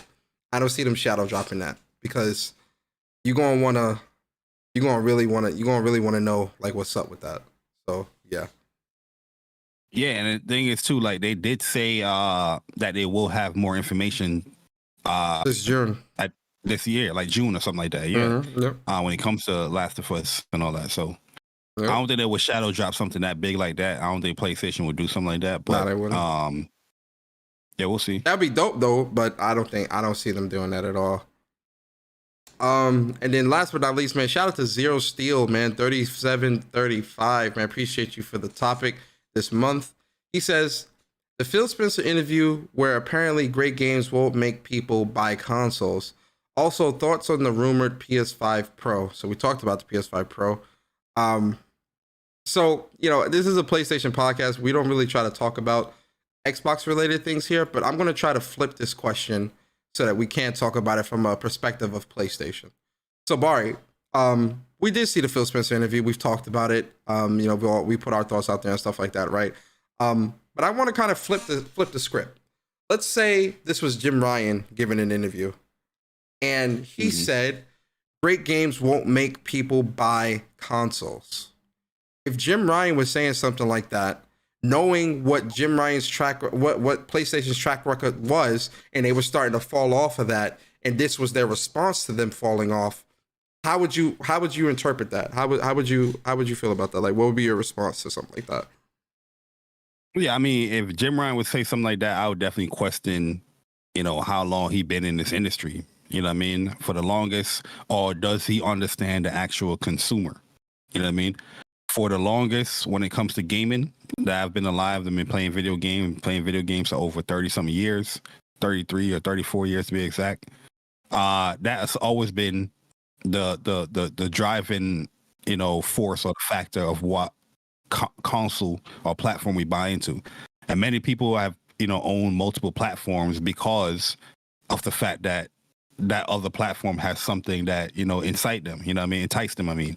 So, yeah, great games is always going to have you buying a console. There's many times you went to the store, even on the Xbox side of things. When it came to Xbox One, I went to the store and I bought an Xbox One because I wanted to play Titanfall. You know what I mean? To me, that was a great game that got me over there. So anybody saying that, Jim Ryan, whoever saying that, you have to question, do they really understand the consumer when it comes to delivering games or being in this business? You know what I mean? That should always be the driving force to get people into your platform. This is the reason why, you know, you see Jim Ryan going out and securing these deals like a Final Fantasy 16 and, you know, the Canas from the big games like that, because, yeah, they want to incentivize that this platform have these games over here and we want you to buy into our ecosystem. So, yeah, him saying that will have me question them like, whoa, the faith in PlayStation, it might be dry, because a leader saying something like that will have me questioning a lot of stuff, you know, and why I bought into the platform, to be honest with you. Yeah, no, I agree with that 100%. You know, I think if Jim Ryan or Herman Hulst was speaking like that and saying, you know, great games aren't going to sell consoles or won't put us back in the race or whatever the case may be, I would definitely question not just their leadership, but I would also question their dedication to the gaming industry and their understanding of gamers, right? Because, you know, I think when it comes to what makes a console great, if PlayStation were to fall off and weren't putting out great games or weren't putting out high quality games and things like that, I would question if leadership understands what gamers are looking for, right? Well, you know, the reason why I own a PlayStation is because PlayStation puts out great games. They put out unique games. They put out high quality games and experiences. So if something like that were to fall off and Jim Ryan and Herman Hulst's response would have been great games won't make people buy consoles, I think it would be time for a change in leadership. It would be a change in mindset. And I would be actually worried about the PlayStation brand going into the future, because clearly if you're saying this about making great games won't make people buy consoles, is your ideology even about making games in general, making great games in general? Because if you feel this way that it won't sell consoles, you also feel this way that you need to do it at all. So I would be worried as a PlayStation fan if I were to hear something like that. That would be very worrisome to me, personally. But Zero Steel, man, that was a great question. You know, we just had to kind of frame it in a more PlayStation way. Obviously, that's a hypothetical. Yeah, that's still a great question and great topic for this month as well.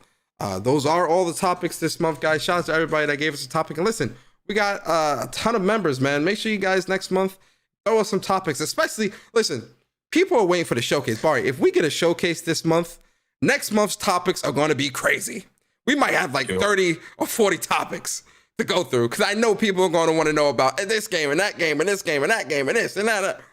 Topics next month are going to be crazy with Summer Game Fest and everything else that's going on. So, you know, I'm excited. But shout out to everybody who did give us a topic this month. Remember, guys, if you are a WUPS Nation member, every month we do membership topics where, you know, you give us a topic of what you want us, you know, to talk about on the show, and we do it the first week of the new month, man.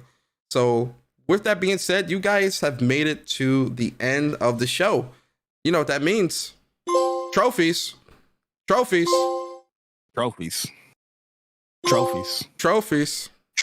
that a Drake song? It might be. Trophies. And then obviously that lovely, lovely platinum. If it plays. Ooh. One more. It got that lovely, lovely platinum. Yeah, you remember when we was upset of the new platinum sound? We was like, it didn't have no oomph. Yeah. How you feel now? I like going it. into generation. I like it. I'm used to it. I like it too, man. Yeah, I'm used to it. But yeah, guys, y'all got 125 platinums. Damn. Y'all gaming out here. Y'all are getting these trophies. Y'all getting these platinums. But yo, we are in the outro, guys. We appreciate everybody rocking out with us this week on episode 125 of What's Up PlayStation Podcast. Bari, starting with you.